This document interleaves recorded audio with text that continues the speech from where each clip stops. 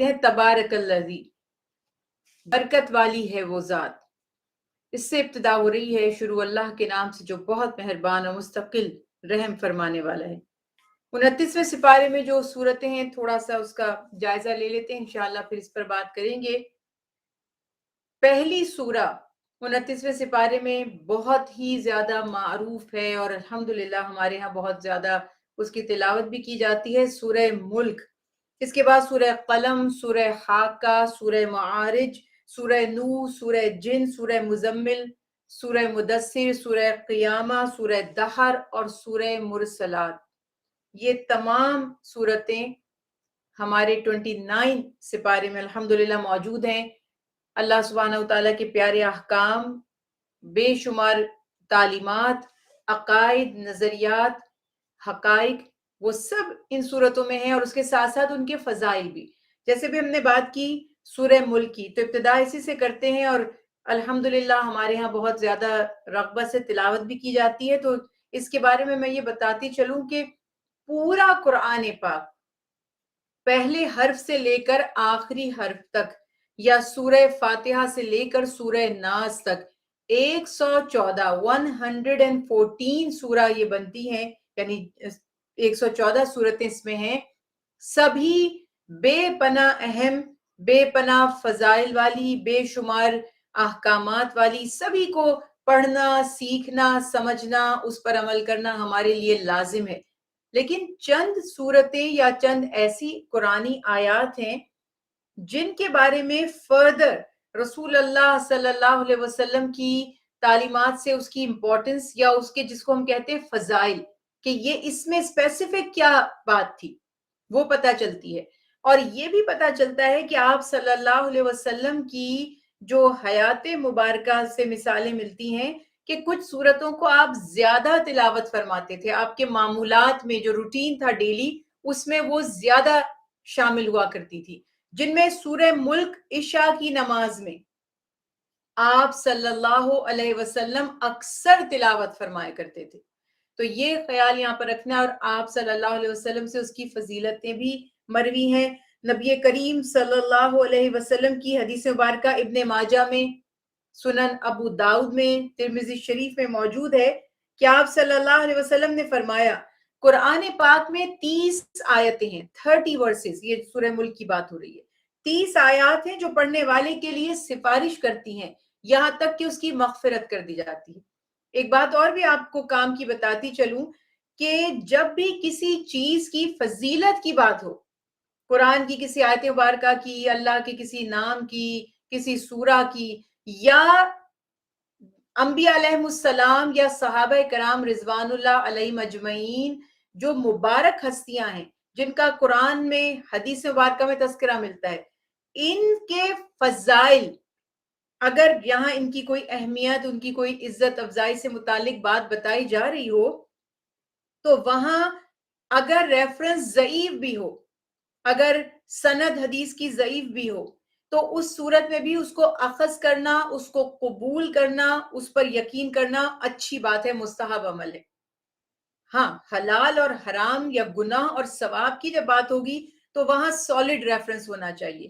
وہاں اگر سند ویک ہے یا متن ویک ہے, یعنی دو چیزیں ہوتی ہیں نا حدیث مبارکہ میں بھی, ایک یہ کہ نریٹرز کون ہیں, کن سے وہ بات اخذ کی گئی ہے, کنہوں نے روایت کی ہے, کیا وہ سب قابل اعتبار تھے, اور اس میں بڑی ایک ڈیٹیل علوم ہوتے ہیں, اس کو کبھی ہم ڈسکس بھی کریں گے انشاءاللہ. ایک یہ ہوتا ہے کہ کیا واقعی آپ کو وہ جو ٹیکسٹ ہے, جو کانٹینٹ ہے حدیث مبارکہ کا, جو اس میں مٹیریل ہے, کہ آپ کو وہ لگ رہا ہے کہ وہ اللہ اور اس کے نبی دینی تعلیمات کے مطابق ہے, اسے مطابقت رکھتا ہے, یا خدا نہ خواستہ اس میں کوئی غلط فہمی تو نہیں ہو گئی. تو یہ دونوں چیزیں دیکھی جاتی ہیں. لیکن جب بھی بات فضیلت کی ہوگی تو تب اتنا کانشیس ہونے کی ضرورت نہیں ہے, بلکہ یہ اچھی بات ہے کہ آپ, اب جیسے میں نے آپ سے کہا سورہ ملک کی فلاں فضیلت ہے, اب آپ کہیں کہ کہاں لکھا ہے, تو اس بات کی کوئی سینس نہیں ہے. قرآن کی تو ہر آیت ہی افضل ہے, ہر سورہ ہی محبوب ہے. اگر کسی ایک کو آپ نے زیادہ اچھا سمجھ لیا تو اس میں کوئی حرج نہیں ہے. تو لاجیکلی بھی اور شرعی اعتبار سے بھی کسی بھی شخصیت کی یا सूरतों की फजीलत के बारे में आपको इस बारे में ज्यादा कॉन्शियस होने की जरूरत नहीं है कि ऑथेंटिक रेफरेंस है कि नहीं।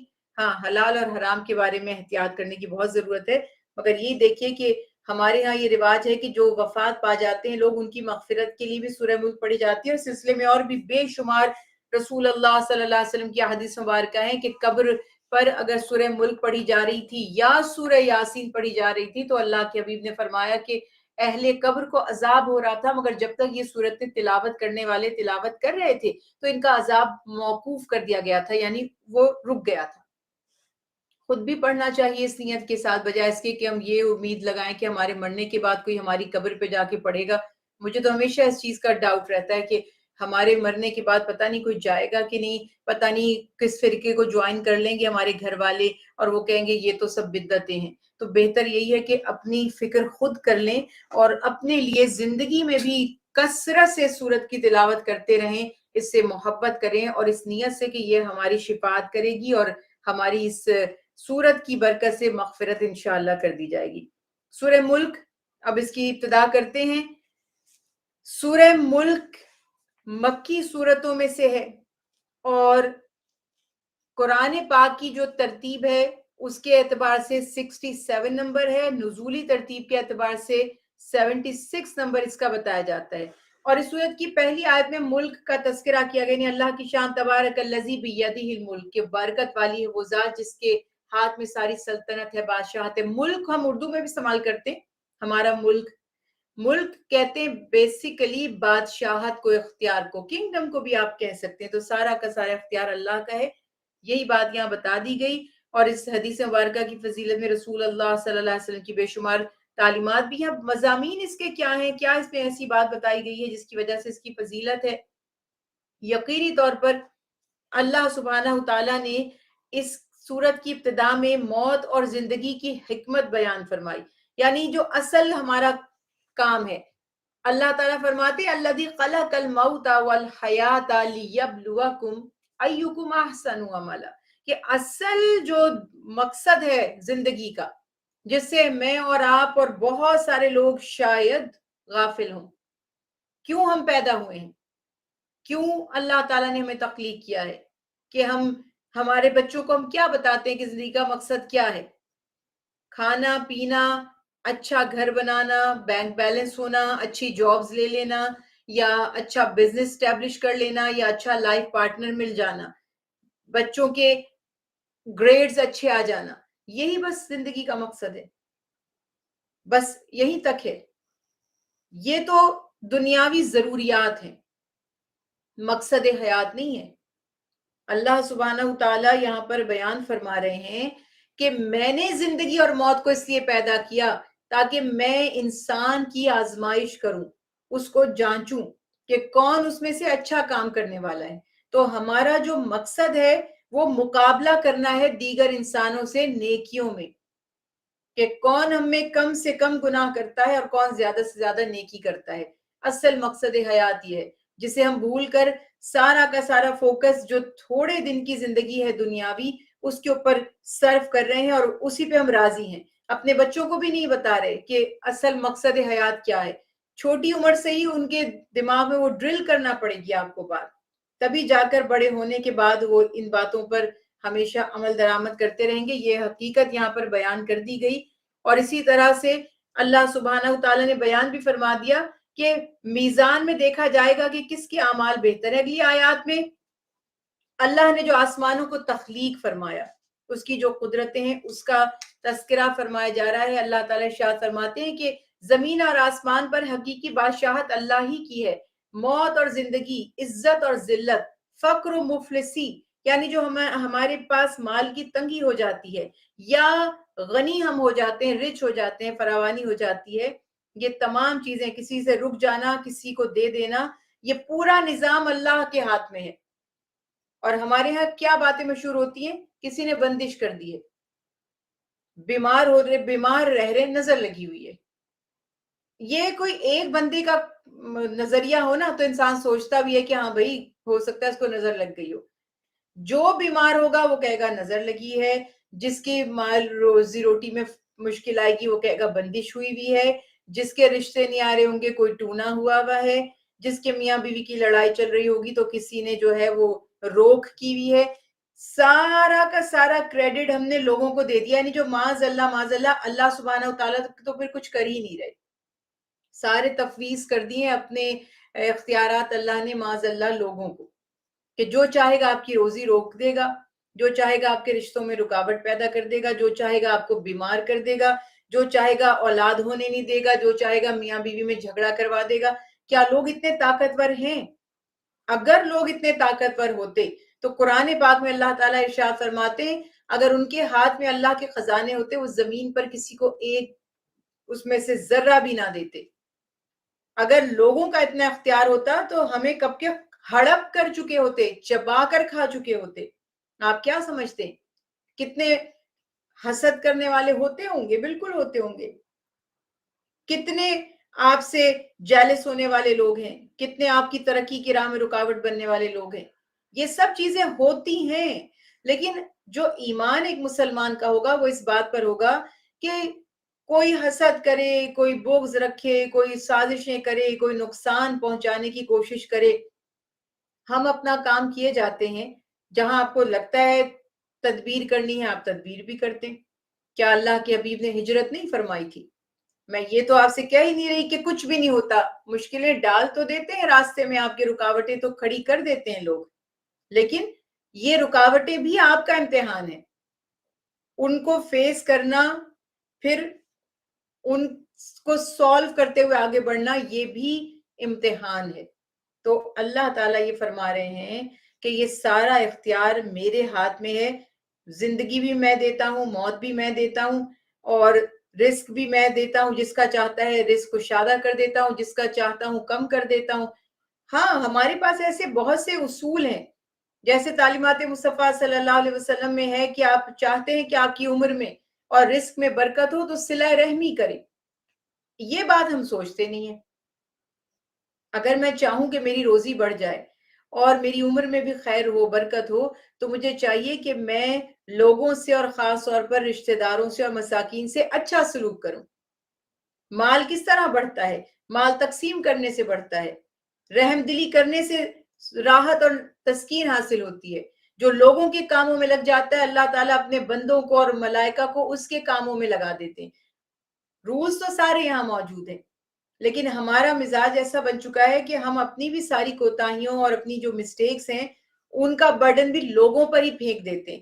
یہ اس نے کر دیا، وہ اس نے کر دیا، اور خود ریلیکس ہو کر بیٹھ جاتے ہیں کہ بس اب ہماری ذمہ داری پوری ہو گئی. تو جو قرآن کو دیکھیں، کیوں قرآن کو بار بار پڑھنے کا حکم ہے؟ یہی تو مصیبت ہے کہ ہم نے عربی میں پڑھا، اس کو سمجھا نہیں. اگر ایک شخص، کیلکولیٹ کیجئے گا، ایک عام خاتون اب تک زندگی میں کتنی مرتبہ قرآن پاک ختم کر چکی ہوں گی، یعنی تکمیل قرآن، ختم قرآن وہ ہو چکا ہوگا، کتنی دفعہ ایک ایک سپارہ پڑھا ہوگا. لیکن یہ باتیں آپ کو تبھی پتہ چلتی ہیں جب آپ درس قرآن یا تفسیر سنتے ہیں، ترجمہ پڑھتے ہیں. اگر یہ باتیں ہم شروع سے سمجھ رہے ہوتے، جب سے ہم نے قرآن سیکھا، ہمارے ہاں الحمدللہ 2.5-3 سال کے بچے کو قاعدے میں بٹھا دیا جاتا ہے اور وہ نورانی قاعدہ پڑھنا شروع کر دیتا ہے. 5 سال کی عمر سے آلموسٹ پہلا سپارہ یا تیسرے سپارے سے اگر شروع کریں تو بچے شروع کر چکے ہوتے ہیں. 7 سال کی عمر میں بچے قرآن پاک پورا پڑھ چکے ہوتے ہیں. ایوریج بتا رہی ہوں، چلو آپ 8-9 سال لگا لیجئے. تو جب یہ قرآن پاک پڑھ لیں، ایک دفعہ عربی میں سیکھ لیں، پڑھنا آ جائے، تو اب ماں باپ کا کام ہے کہ ان کو ان کی زبان کی ٹرانسلیشن میں وہ قرآن پڑھوائیں. روزانہ جیسے قاری صاحب آتے ہیں یا آن لائن کلاسز لیتے ہیں، ان سے کہیے کہ آپ روز ایک رکوع اس کو پڑھائیں اور اس سے ٹرانسلیشن بھی سنیں. رفلی احکامات، کمپلیکیٹڈ مت کریں، اس کو سمپلی احکامات بتائیں. سوچیے اگر ہم یہ بچپن سے پڑھ رہے ہوتے اور ہم یہ سمجھ رہے ہوتے تو کیا ہمارے عقائد اتنے کمزور ہوتے؟ یہ ہر چیز تو اللہ نے قرآن پاک میں واضح کر کے لکھ دی. تو اللہ ارشاد فرماتے ہیں کہ فضاؤں میں اڑتے ہوئے پرندوں کو بھی اسی نے روکا ہوا ہے جو فضا میں وہ اڑ رہے ہیں. ہر کسی کو وہی روزی دیتا ہے، کوئی اور تقسیم نہیں کر سکتا روزی. تو بار بار یہی آیات، یہی احکامات اس صورت میں اللہ سبحانہ وتعالیٰ نے دہرائے، اور اللہ تعالیٰ نے ارشاد فرما دیا. اسی طرح سے اللہ کی نعمتیں ہیں، تخلیق ہے، تم زمین اور آسمان میں آنکھیں بلند کر کے دیکھو، ہر طرف تمہیں اپنے رب کی قدرت نظر آئے گی۔ اور پھر کفار اور جہنم کے محافظ کے درمیان جو مکالمہ ہوگا اس کا بھی یہاں پر تذکرہ کیا جا رہا ہے۔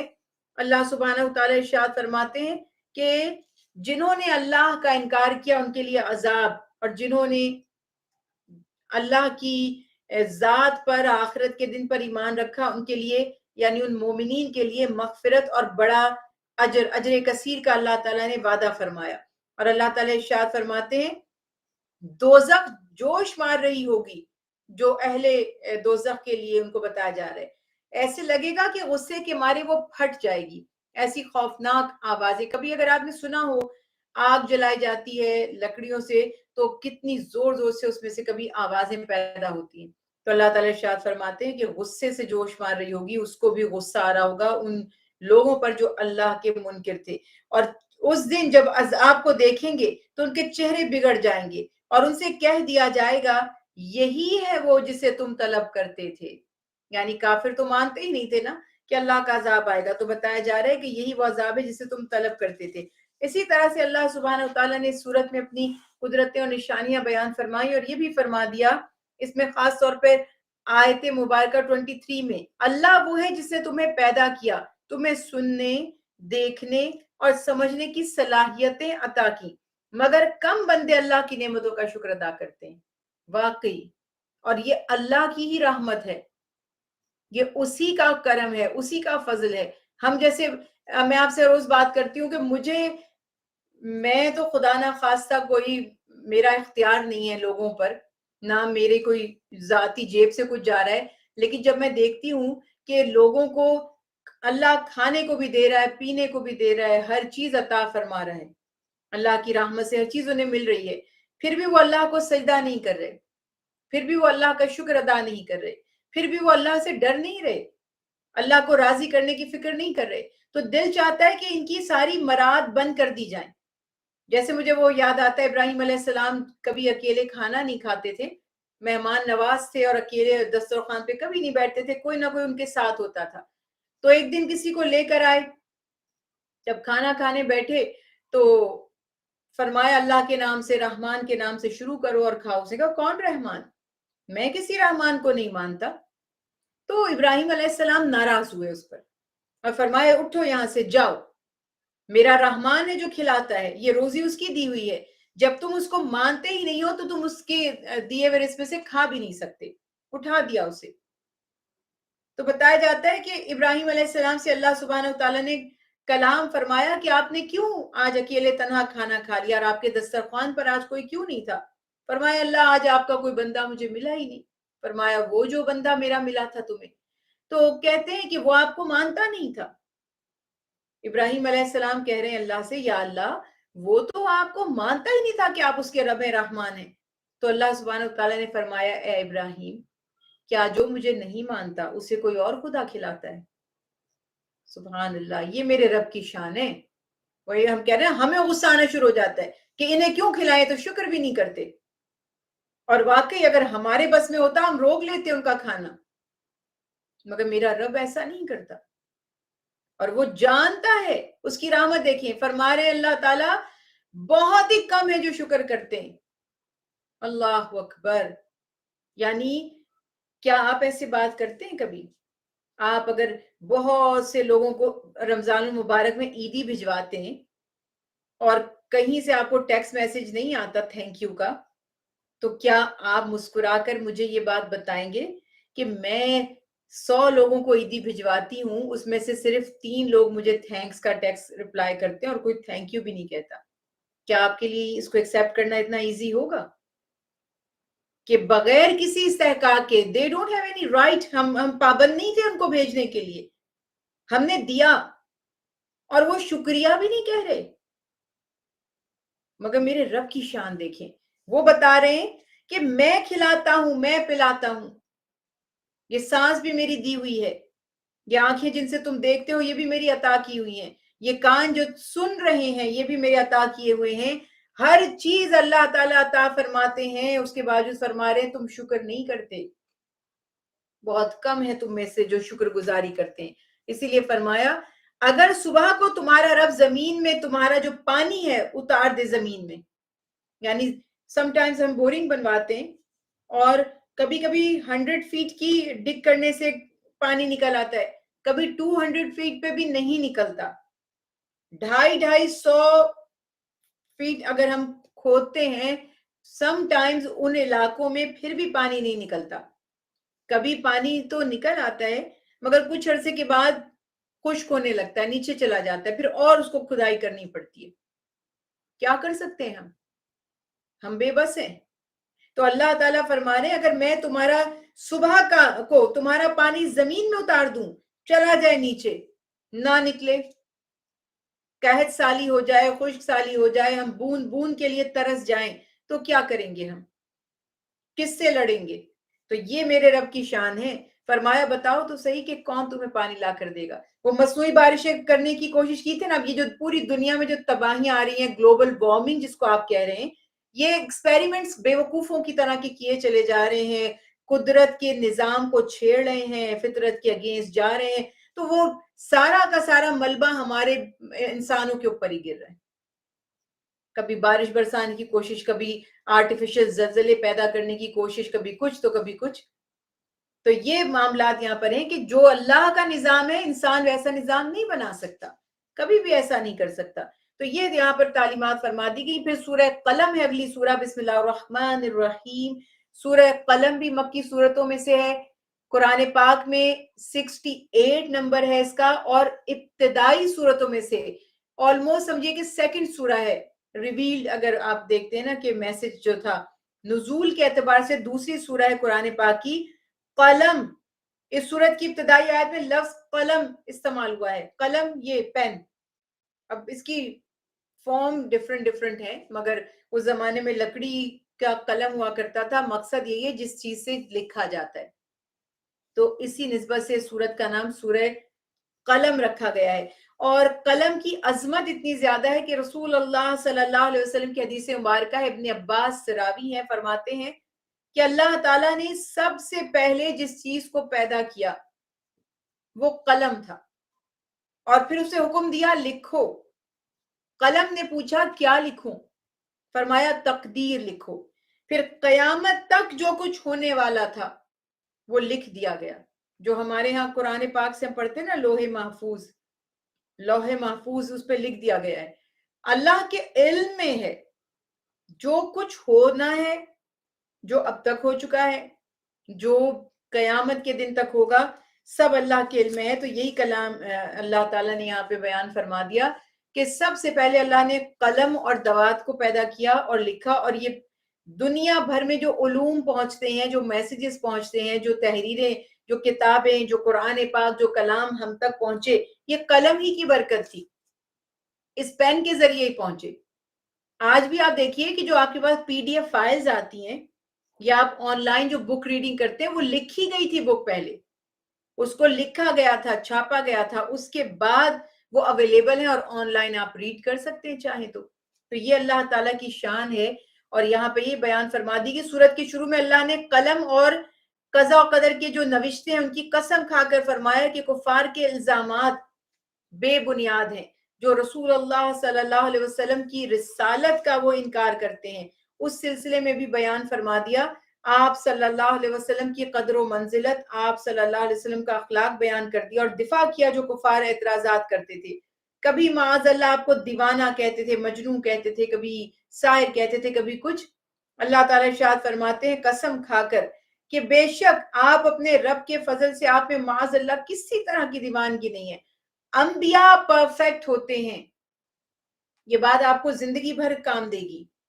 جب آپ نبی کے اوپر ایمان کی بات کرتے ہیں تو آپ کو پتہ ہونا چاہیے نبیوں سے کوئی خطا، کوئی ہماری طرح کی چیزیں سرزد نہیں ہوتی، انبیاء سے غلطیاں نہیں ہوتی، انبیاء علیہ السلام سے گناہ نہیں ہوتے۔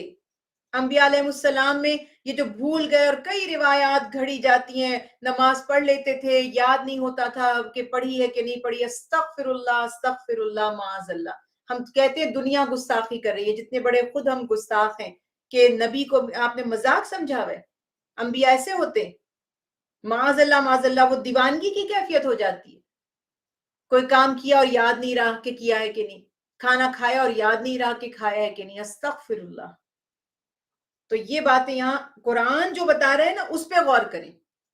قرآن بتا رہے ہیں نبیوں میں دیوانگی نہیں ہوتی، کم عقلی نہیں ہوتی، کمزوری نہیں ہوتی، ضعف نہیں ہوتا، وہ گناہ نہیں کر سکتے، ان کے اوپر جادو اثر نہیں کر سکتا، اور نہ وہ جادوگر ہوتے ہیں۔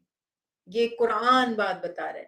اب آپ کوئی کچھ بھی اس کے سوا لے آئیں اور وہ قرآن سے کلیش ہو رہا اور پھر بھی آپ اسی کے اوپر چلیں، اور آپ فکر بھی نہ کریں کہ اس سے میرے نبی کی شان میں کتنی بے ادبیاں اور گستاخیاں ہو رہی ہیں، اور دین کتنا مشکوک ہو رہا ہے، اور کس طرح کی ہم پروپیگنڈا پھیلا رہے ہیں، وہ ہمارا کیا ہوا بھی نہیں ہے، وہ پروپیگنڈا تو اسلام دشمنوں کا کیا ہوا ہے۔ تو اس لیے یہاں پر یہ پوائنٹس اسی لیے یہاں قرآن میں نبی کا انٹروڈکشن دیا جا رہا ہے۔ نبی کے اخلاق عظیم ہوتے ہیں دنیا بھر میں، وَإِنَّكَ لَعَلَىٰ خُلُقٍ عَظِيمٍ اس صورت میں فرمایا نا 4 آیت میں، تو فرمایا دنیا بھر میں اگر آپ کسی کو کہتے ہیں نا اس میں یہ خوبی ہے، یہ اخلاق ہے، تو یاد رکھیے گا کہ میرے نبی اس سے پہلے وہ خوبی ان میں موجود ہوگی۔ اور دنیا بھر میں جہاں آپ کہتے ہیں یہ بات اچھی نہیں ہے، یہ تو انسانوں کو زیب نہیں دیتی، وہ میرے نبی میں نہیں ہو سکتی۔ میری اور میرا تو عقیدہ یہ ہے، الحمدللہ یہ ایمان ہے۔ تو اس لیے ہمیں کوئی فرق نہیں پڑتا، ہم مرعوب نہیں ہوتے ادھر ادھر کی باتوں سے۔ تو یہ بات یہاں پتہ چل گیا کہ کبھی بھی کوئی بھی روایت، کوئی بھی کہانی، کوئی بھی قصہ آپ تک پہنچے اور آپ کو لگے کہ یہ نبی کی شان کے لائق نہیں ہے، کبھی اس کے اوپر یقین بھی مت کیجیے۔ جو آپ کے جیسے اور میرے جیسے لوگ سوچ سکتے ہیں کہ یہ اچھی بات نہیں ہے، تو اللہ کے نبی تو بہت ہی پاکیزہ، بہت ہی نفیس، بہت ہی مبارک، بہت ہی نیک، بہت ہی گریسفل، یعنی ہمیں گریس کے میننگز بھی نہیں پتا جتنی گریس میرے نبی میں ہے۔ تو یہ سوچ لیجئے یہاں پر یہ بات بتا دی گئی۔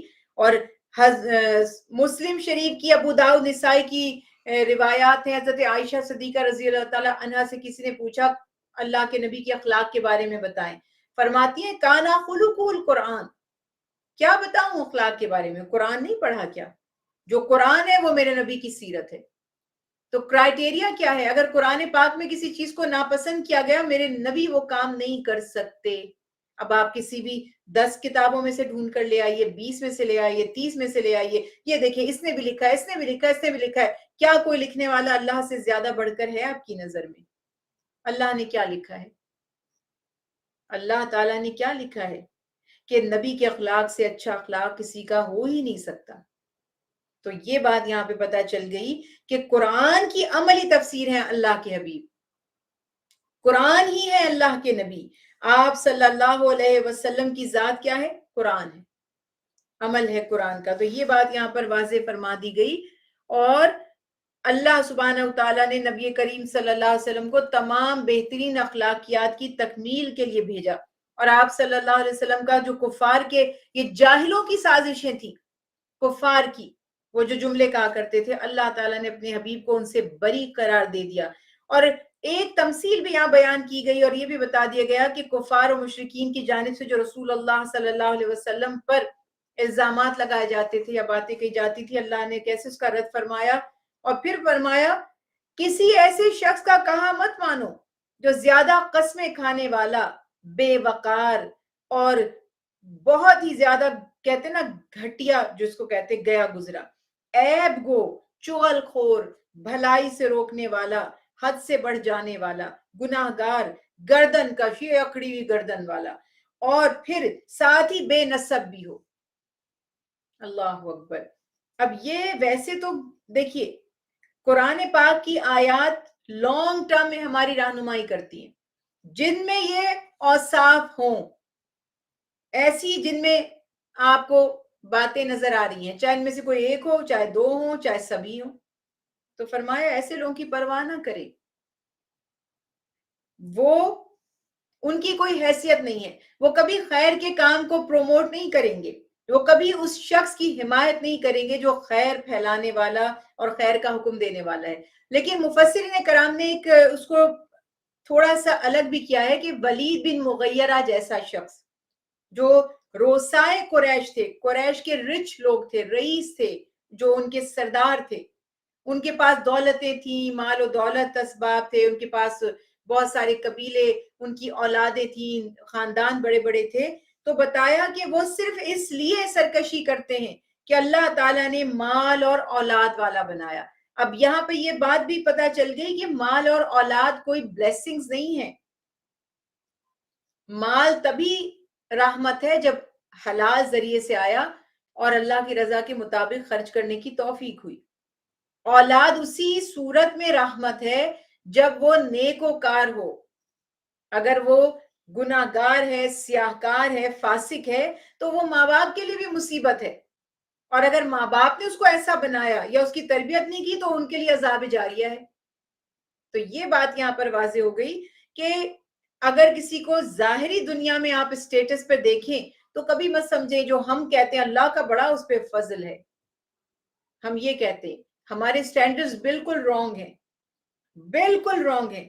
جس پر آپ کہہ رہے ہیں اللہ کا فضل ہے، قرآن نہیں کہہ رہا کہ اس پر اللہ کا فضل ہے۔ اللہ تعالیٰ تو فرما رہے ہیں جس کو دین کی سمجھ بوجھ عطا ہو گئی اس پر اللہ کا فضل ہے۔ جو فرقہ واریت نہیں پھیلاتا، تعصب نہیں کرتا، اس پر اللہ کا فضل ہے۔ جو لوگوں کو جوڑتا ہے، ان سے محبت کرتا ہے، ان میں یونٹی پیدا کرنا چاہتا ہے، ان پر اللہ کا فضل ہے۔ جو اللہ اور اس کے نبی سے محبت کرتے ہیں، قناعت کرتے ہیں، توکل کرتے ہیں، ان پر اللہ کا فضل ہے۔ جنہیں صبر کی توفیق نصیب ہو جاتی ہے، ان پر اللہ کا فضل ہے۔ تو آپ دیکھیں، جج کریں لوگوں کو، اپنے آس پاس دیکھیں کہ کس پر اللہ کا فضل ہے، ڈھونڈ کے ایک لسٹ بنا لیجئے آپ، تاکہ آپ کی دل و دماغ میں یہ کانسیپٹس کلیئر ہو جائیں کہ اصل میں اللہ تعالیٰ نے کس کو بتایا کہ وہ فضل والے، ورنہ یہ ان سرکشوں۔ اور آپ کو پتہ ہے فرعون کی آرمی کتنی تھی؟ فرعون کے لاکھوں فوجی تھے جو غرق ہوئے تھے جب موسیٰ علیہ السلام کا تعاقب وہ کر رہے تھے۔ کیا فائدہ ہوا؟ چند بنی اسرائیل اور باقی لاکھوں کی فوج فرعون کی، کون بچا اور کون غرق ہوا؟ ہر چیز ہماری بالکل سامنے ہے، اور قرآن نصیحت ہے، اس کو نصیحت سمجھ کے پڑھیں۔ یعنی قرآن کو میں جو بار بار عرض کرتی ہوں آپ سے، قرآن پڑھنے بیٹھے تو یہ مت سوچیں ثواب ملے گا پڑھنا ہے، یہ مت سوچیں، یہ سوچیں کیا بتایا جا رہا ہے، مجھے دیکھنا ہے، مجھے جاننا ہے کیا بتایا جا رہا ہے، مجھے اللہ تعالیٰ مجھ سے کیا بات فرما رہے ہیں، کیا کلام کر رہے ہیں مجھ سے، مجھے کیا حکم دے رہے ہیں، کیا نصیحت مجھے کی جا رہی ہے۔ اس طرح اس کو پڑھیں گے تو ہر چیز آپ کے سامنے آ جائے گی۔ اس کے بعد یہاں پہ ایک مثال دی گئی ہے، اصحاب الجنہ، باغ جنہ، جنت باغ کو بھی کہتے ہیں۔ تو قرآن پاک میں جنت دو معنوں میں استعمال ہوئی ہے، ایک تو جو جنت مرنے کے بعد نصیب ہوگی جیسے جنت اور دوزخ والا مقام، اور ایک باغ، باغ کو بھی کہا جاتا ہے۔ تو یہاں پہ وہ باغ جو ہے یہ جنت ہیون مراد نہیں ہے، اور یہاں پر جو مراد ہے وہ کیا بتایا جا رہا ہے کہ ایک مشہور قصہ تھا عربوں میں، یہ باغ یمن کے قریب تھا، اور اس کا جو اصل مالک تھا وہ کیا کرتا تھا کہ جب فصل تیار ہوتی تھی تو اس میں سے بہت زیادہ غریبوں کو سخاوت کرتا تھا، اس میں سے ان میں تقسیم کرتا تھا، خیرات کرتا تھا۔ تو وہ جب وفات پا گیا تو وہ باغ ظاہر ہے کہ اب اس کی اولاد کو مل گیا، تو اولاد بخیل تھی۔ اور میں نے تو اپنی زندگی میں ایسے دیکھا، اتنے اچھے نیک ماں باپ ہوتے ہیں اور وہ زندگی بھر سخاوت کرتے ہیں، جب ان کے اولادیں ان کی گدی سنبھال لیتی ہیں، ان کی جائیداد، تو وہ ایک سوئی بھی کسی کو نہیں دیتی۔ بالکل ایسا ہم نے دیکھا ہے، یعنی اتنی نااہل اولادیں کہ خود تو توفیق نہیں ہوتی، جو ماں باپ کی بچی جائیداد ہے اس میں سے بھی وہ خرچ نہیں کرتے۔ تو یہ یہاں پر واقعہ بتایا گیا کہ اس کی اولاد جب باغ کی وارث بنی تو انہوں نے کہا کہ جیسے ہم کہتے ہیں مہنگائی بہت ہو گئی ہے، خرچے بہت بڑھ گئے ہیں اور یہ سارے معاملات ہیں، تو انہوں نے ایک تدبیر کی، چالاکی کی کہ کسی طرح اوائڈ کریں کہ مساکین کو، غریبوں کو پتہ ہی نہ چلے اور ہم کسی کو کچھ نہ دیں، اور یہ پلان کر کے انہوں نے کہ فصل جب تیار ہوگی تو فصل لے کر آ جائیں گے اور کسی غریب کے آنے سے پہلے پہلے سارا پھل لے کر چلے جائیں گے۔ بدنیتی کی جو کہتے ہیں نا کہ پھر ویسی ہی اللہ تعالیٰ کے ہاں جزا یا سزا بھی کیا ہوتی ہے، جیسی نیت ہوتی ہے کہ جب وہ اپنے باغ پہنچے تو ان کا باغ ختم ہو چکا تھا، بالکل پورا کا پورا نہیں، وہ جو کہتے ہیں نا اکیلے کھا جائیں گے، انہیں نصیب نہیں ہوا۔ شیئرنگ از کیئرنگ تو چھوٹے بچوں کو بتاتے ہیں نرسری میں۔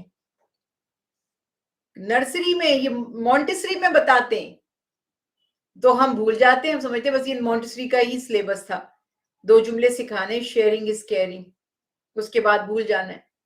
یہ آزما کر دیکھ لیں, اس کو اپنی عادت بنا لیں کہ جب آپ شیئر کرتے ہیں, اور یہ میں اس لیے نہیں کہہ رہی کہ میں آپ کو تلقین کر رہی ہوں, یہ میں آپ کو اپنی آبزرویشن, اپنا زندگی کا ایکسپیرینس بتا رہی ہوں کہ جو شیئر کرتے ہیں ان کا مال بڑھتا ہے اور ان کو سکون نصیب ہوتا ہے, وہ خوش رہتے ہیں, ان کے اندر وہ ہرس, وہ لالچ, وہ گریڈ پیدا نہیں ہوتی, انہیں ٹینشن نہیں ہوتی کہ وہ مال ختم ہو جائے گا, میرا کیا بنے گا, میں کھاؤں گا کہاں سے, پیوں گا کہاں سے. یہ بات یہاں بتائی جا رہی ہے کہ جو چاہتے ہیں نا ہم اکیلے ہی کھا جائیں, تو انہیں اکیلے بھی نصیب نہیں ہوتا. تو یہ بات یہاں واضح ہو گئی, لوگوں کے لیے عبرت بنا دیا گیا کہ تم اپنی, جو تمہیں اگر اللہ نے غنی کیا تھا تو یہ بھی تو سوچو نا, اللہ نے مجھے کیوں دیا, اسے کیوں نہیں دے دیا, اسے مانگنے والا کیوں بنا دیا, وہ میرے سامنے ہاتھ کیوں پھیلا رہا ہے, میں بھی تو وہاں ہو سکتی تھی لیکن وہ میرے سامنے ہے. تو اب دیکھیں میرا امتحان کیا ہے, میرا امتحان یہ ہے کہ اللہ نے مجھے دیا, اس کا حصہ میرے مال میں ڈال دیا, تم شیئر کرو, تو اب ہم دیں گے. اور یہاں پر بات یہی ہے کہ جیسے ابھی آگے بھی آپ پڑھیں گے قرآن پاک میں کہ اللہ تعالیٰ فرماتے ہیں کہ ان کے مالوں میں مانگنے والے اور جو سوال نہیں کرتے ان کا حصہ ہے, وہ ان کو بھی دیتے ہیں جو مانگ لیں, اور انہیں بھی دیتے ہیں جو مانگنے سے بچنا چاہتے ہیں, ان کو بھی دیتے ہیں. اور اگر وہ بخیل بن جائیں گے, اگر وہ خرچ نہیں کریں گے, تو اللہ تعالیٰ فرما رہے پھر اس مال سے کسی کو بھی فائدہ نہیں پہنچے گا. پھر متقین کا انجام بتایا جا رہا ہے, کفار کے لیے عبرت کی مثال بیان کرنے کے بعد متقین کا تذکرہ کیا جا رہا ہے. اللہ سبحانہ وتعالی ارشاد فرماتے ہیں یقیناً ان کے لیے اجر و ثواب ہے. اور پھر اللہ تعالیٰ یہاں پر یہ بھی سوال کر رہے ہیں کہ کیا وہ جو محسن ہے اور جو مجرم ہے دونوں ایکول ہیں, وہ برابر ہو سکتے ہیں؟ جو فرما بردار ہے اور جو نافرمان ہے کیا وہ دونوں برابر ہو سکتے ہیں؟ جو بغاوت کرتا ہے اللہ کے حکم سے اور جو اللہ کا وفادار ہے کیا وہ دونوں برابر ہو سکتے ہیں؟ کبھی بھی نہیں ہو سکتے. دونوں کا ایک جیسا رتبہ کبھی بھی نہیں ہو سکتا. یہی بات اس صورت میں یہاں پہ اللہ سبحانہ و تعالیٰ نے سمجھا دی. اور ایک اور اہم واقعہ یہاں پر بیان کیا جا رہا ہے کہ جس دن, یعنی قیامت کے بارے میں تذکرہ کیا جا رہا ہے آیت مبارکہ 42 میں, جس دن پنڈلی یعنی ساکھ کھول دی جائے گی اور سجدے کے لیے بلائے جائیں گے تو سجدہ نہ کر سکیں گے. یہ سجدہ کتنی پیاری عبادت ہے, یہ ایسا پوسچر ہے, یہ محض ایک پوسچر نہیں ہے, یہ بڑی اس میں حکمتیں ہیں, اللہ کی رضا کے حصول کا یہ ذریعہ ہے. اور قیامت کے دن جب مشرکوں اور کافروں کو جو دنیا میں سجدہ نہیں کرتے تھے, اس دن کہا جائے گا سجدہ کرو تو ان کی تو گردن موڑے گی نہیں سجدے کے لیے, ایسا لگے گا کسی نے کوئی روڈ ڈال دیا اس میں, وہ یوں جھک ہی نہیں پائیں گے. تو یہاں جو کہا گیا ہے نا کشف ساکھ, پنڈلی کھول دی جائے گی, عرب کے یہ محاوروں میں سے ہے. اور بعض علماء کرام نے فرمایا جو شدید یعنی کہ ایکسٹریملی اسٹریس کا ٹائم ہوتا ہے, جب قیامت کی جو شدید واقعات ہوں گے اس سے بھی تشبیہ دی گئی ہے, اس کو کہتے ہیں کہ پنڈلی کھل گئی. تو محاورہ ہے, آیات متشابہات میں سے ہے, زبردستی اس کے مفہوم بتانے اور بنانے کی کوئی ہمیں ضرورت نہیں ہے, بس ہمیں کانسیپٹ سمجھ آ گیا کہ جب قیامت قائم ہوگی تو وہ لوگ جو دنیا میں سجدہ نہیں کرتے تھے انہیں وہاں بھی سجدے کی توفیق نصیب نہیں ہوگی. اور آخر میں اللہ سبحانہ و تعالیٰ نے اپنے پیارے حبیب کو مشرکین جو ایذا پہنچاتے ہیں اس پہ صبر کی تلقین کی. اور یہاں ہمیں بھی سبق مل گیا کہ جب آپ حق کے راستے پر چلیں گے تو دشواریاں آپ کے سامنے آئیں گی اور آپ کو ان کا سامنا کرنا پڑے گا. لوگ آپ کے مخالف بن جائیں گے, لوگ آپ کے فرنٹ پر آپ سے آ کر آپ کو تنگ کریں گے, آپ کے کام میں رکاوٹیں ڈالیں گے, مگر آپ نے کیا کرنا ہے؟ صبر سے اپنے راستے پر چلتے رہنا ہے, دل برداشتہ ہو کر حق کے راستے کو چھوڑنا نہیں ہے. یہی ہماری آزمائش ہے, یہ بتا دیا گیا. پھر سورہ حاقہ ہے, بسم اللہ الرحمن الرحیم. سورہ حاقہ بھی مکی صورتوں میں سے ہے, ترتیب کے اعتبار سے 69 اور نزول کے اعتبار سے 77 سورہ ہے. اور یہاں پر حاقہ جو ہے سوال کے ساتھ اس کو سورت کو الحاقہ سے شروع کیا گیا کہ الحاقہ کیا ہے. حاقہ کے معنی ہوتے ہیں حق سے ثابت ہونے والی, قیامت کا ایک نام ہے یہ, اسی نسبت سے سورت کو یعنی قیامت کے دن جو چیزیں کھل جائیں گی اور واضح ہو جائیں گی، اس کا نام حاقہ رکھا گیا۔ قیامت کے دن اللہ کے جو وعدے تھے وہ بھی سچے ہو جائیں گے، جو وعیدیں تھی وہ بھی سچی ہو جائیں گی۔ تو یہ یہاں پر واضح ہو گیا اور اس کا تذکرہ کیا جا رہا ہے۔ سورت کی ابتدا میں قیامت کی ہولناکی جو کیفیت ہوگی اس کا تذکرہ کیا گیا، اور اللہ سبحانہ وتعالی نے بیان فرما دیا کہ قیامت حق ہے اور یقینی طور پر قائم ہوگی۔ پھر اس کے بعد اس سورت میں اللہ سبحانہ وتعالی نے کچھ پچھلی قوموں کا جن کا تذکرہ پہلے بھی ہم پڑھ چکے ہیں، قوم سمود، قوم عاد، قوم لوط، ان سب کا، انہوں نے بھی قیامت کو جھٹلایا، انبیاء کا انکار کیا اور اللہ کا انکار کیا۔ تو اللہ تعالیٰ فرما رہے ہیں کہ دیکھو کہ ان کا انجام کیا ہوا، ان پر کس طرح اللہ سبحانہ وتعالیٰ کی طرف سے عذاب آئے۔ پھر اس کے ساتھ ساتھ یہاں پر یہ بھی بتایا جا رہا ہے کہ قیامت جب قائم ہوگی، سور پھونکا جائے گا، زمین اور پہاڑوں کو اٹھا لیا جائے گا، اور پھر یہاں پر بتایا جا رہا ہے کہ پہاڑ ریزہ ریزہ ہو جائیں گے، جیسے کہ سافٹ جو ہوتی ہے نا سینڈ، اس سے بھی زیادہ باریک ہو جائیں گے، اور آسمان پھٹ جائے گا۔ اور پھر بتایا جا رہا ہے کہ فرشتے اللہ کے عرش کو اٹھائے ہوئے ہوں گے۔ یہ ساری کیفیات ہیں قیامت سے پہلے کی، اور یقینی طور پر جو آنکھوں سے مشاہدہ ہوگا وہ بالکل واضح ہے۔ سور پھونکا جائے گا، آسمان بھی پھٹ جائے گا، فرشتے نازل ہوں گے اور انسانوں کا احاطہ کیے ہوئے ہوں گے۔ جب قیامت قائم ہوگی تو انسانوں کو اللہ کے حضور پیش کیا جائے گا اس وقت، یہ بھی یہاں پر تذکرہ کر دیا گیا۔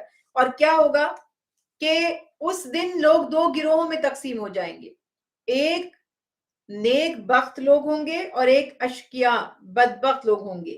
نیک وہ ہوں گے جنہوں نے اللہ کے نبیوں کی تعلیمات کو سنا، اس پر ایمان لائے، اللہ پر ایمان لائے، یوم آخرت کی تیاری کی، اللہ کی فرما برداری کی، تو ان کے نامہ اعمال دائیں ہاتھ میں دیے جائیں گے، اور وہ فخر اور خوشی سے لوگوں کو دکھائیں گے کہ دیکھو ہمارے اللہ نے ہماری عبادتوں کو قبول فرمایا، ہماری کوشش کامیاب ہوئی، جیسے ہم کہتے ہیں نا میں پاس ہو گئی، میں نے کوالیفائی کر لیا، اس طرح سب کو دکھائیں گے۔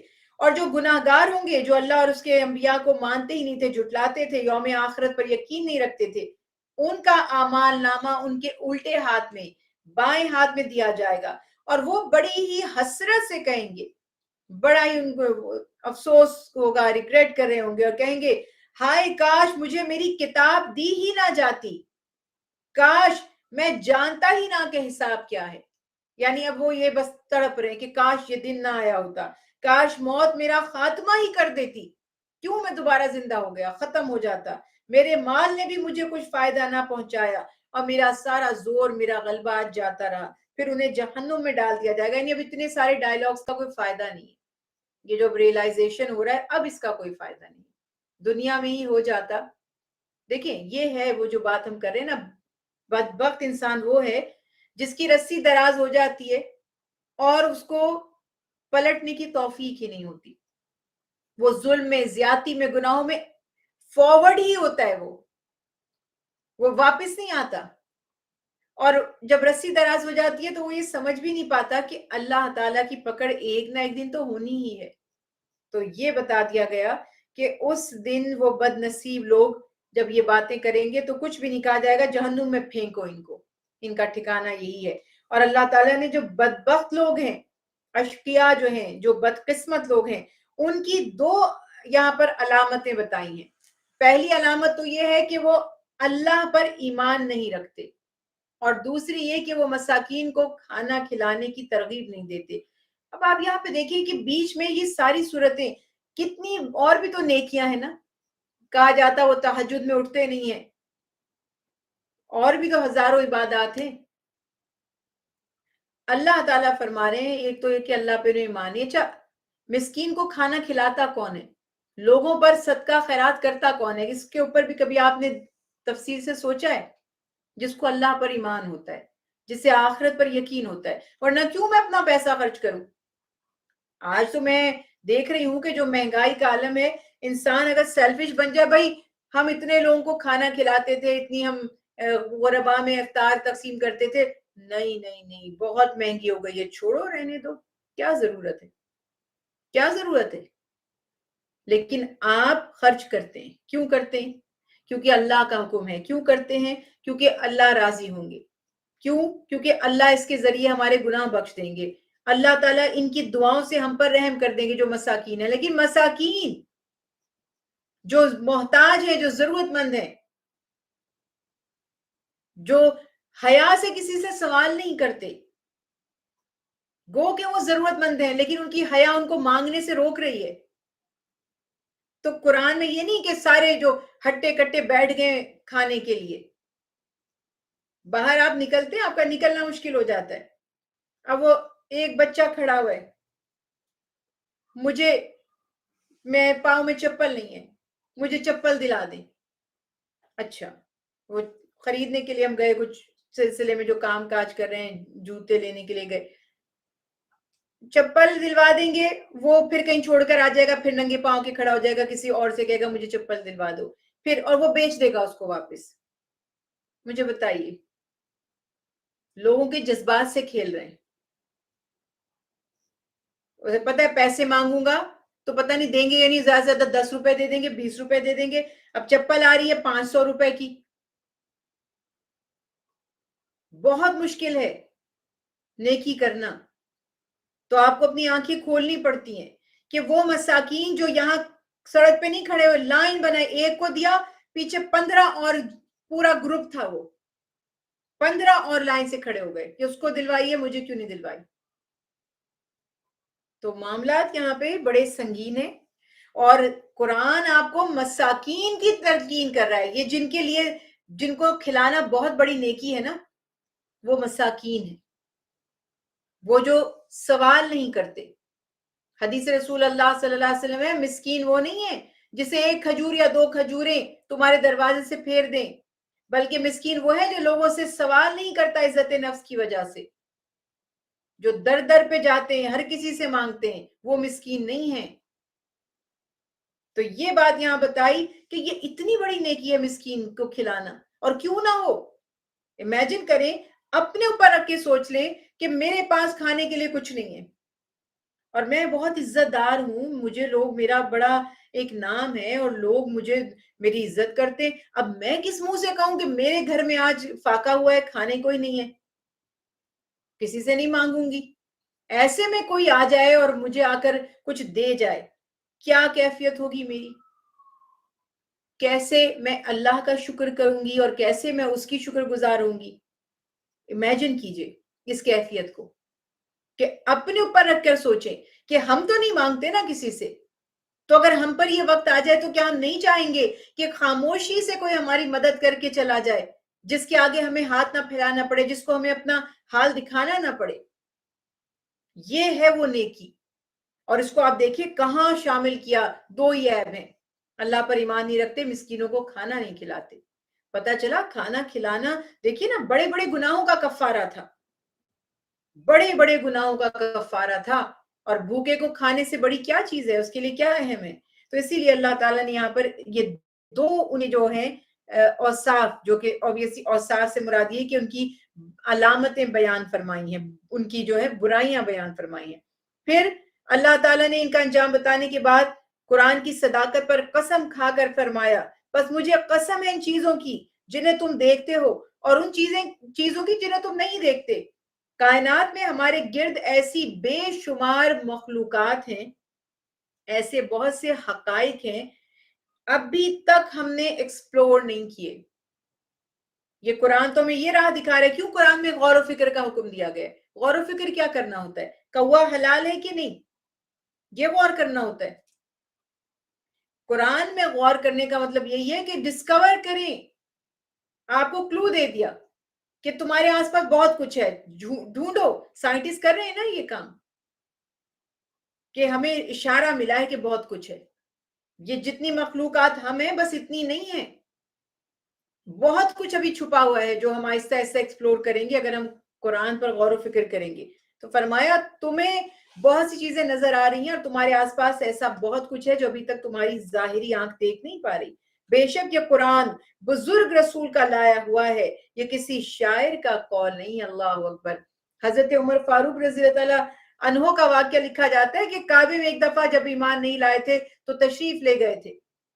رات کی تاریکی میں کعبے کی طواف تو آپ کو پتا ہے کہ جو ایمان نہیں رکھتے تھے مشرکین بھی کرتے تھے، اس کے ادب احترام کرتے تھے. تو وہاں پہ دیکھا کہ رسول اللہ صلی اللہ علیہ وسلم قرآن کی تلاوت فرما رہے. تو وہ جو اس میں ردم تھا نا، جو اس میں وزن تھا، تو کہتے ہیں دل میں شاعر ہے یہ، دل میں.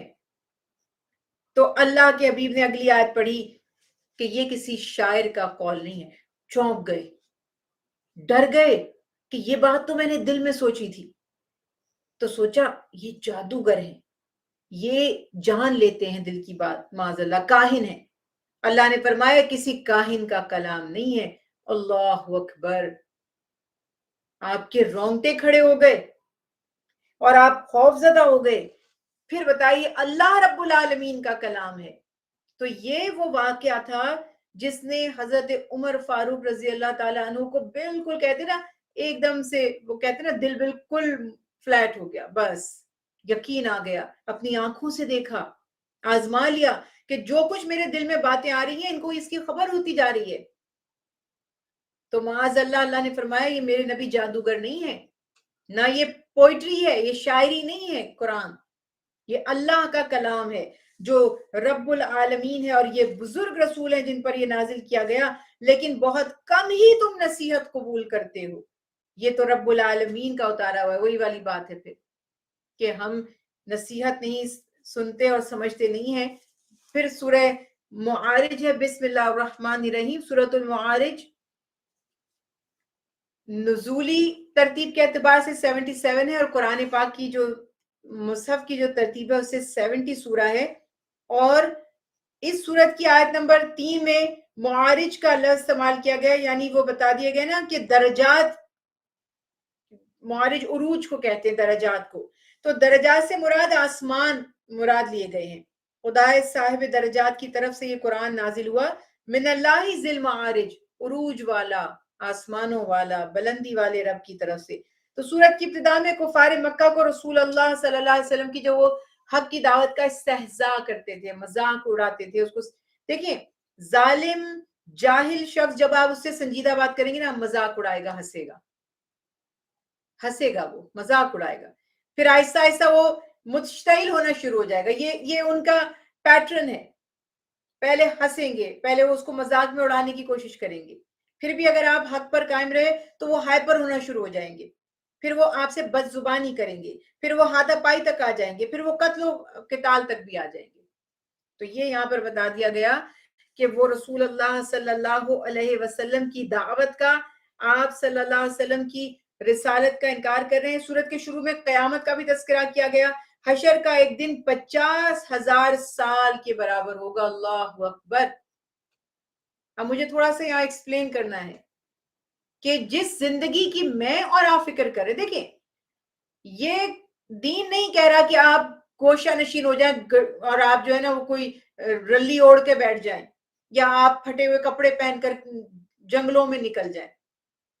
نارمل رہیں، اچھا کھائیں پیئیں، سکون سے رہیں، خوش رہیں، لیکن اپنی ذمہ داری کو سمجھیں کہ مجھے سفر کرنا ہے. جیسے آپ ویٹنگ روم میں بیٹھتے ہیں، ریلیکس کرتے ہیں نا. اکثر جب آپ کے لے اوور ٹائم زیادہ ہوتا ہے، کئی ایئرپورٹس پہ وہ سیٹس ایسی لگی ہوتی ہیں لانگ، وہ سیٹس اکثر لوگ سو جاتے ہیں وہاں پہ. سو جائیں مگر محتاط رہیں، سوتے ہی نہ رہ جائیں. کہیں انتظام کر کے سوتے ہیں نا، بندہ الارم وغیرہ لگاتا ہے، کچھ بندوبست کرتا ہے کہ کہیں یہ نہ ہو کہ میں یہاں سوتا ہی رہ جاؤں اور میری جو کنیکٹنگ فلائٹ ہے وہ نکل جائے. تو کہنے کا مقصد ہے اس میں یہ بھی نہیں کہ پھنسی ہو کر آپ بیٹھے ہی رہیں 6 گھنٹے کہ نہیں میری آنکھ لگ گئی تو میری فلائٹ نہ نکل جائے. کچھ انتظام اپنا ایسا کریں کہ غافل نہ ہو اور آپ ریلیکس ہو جائیں.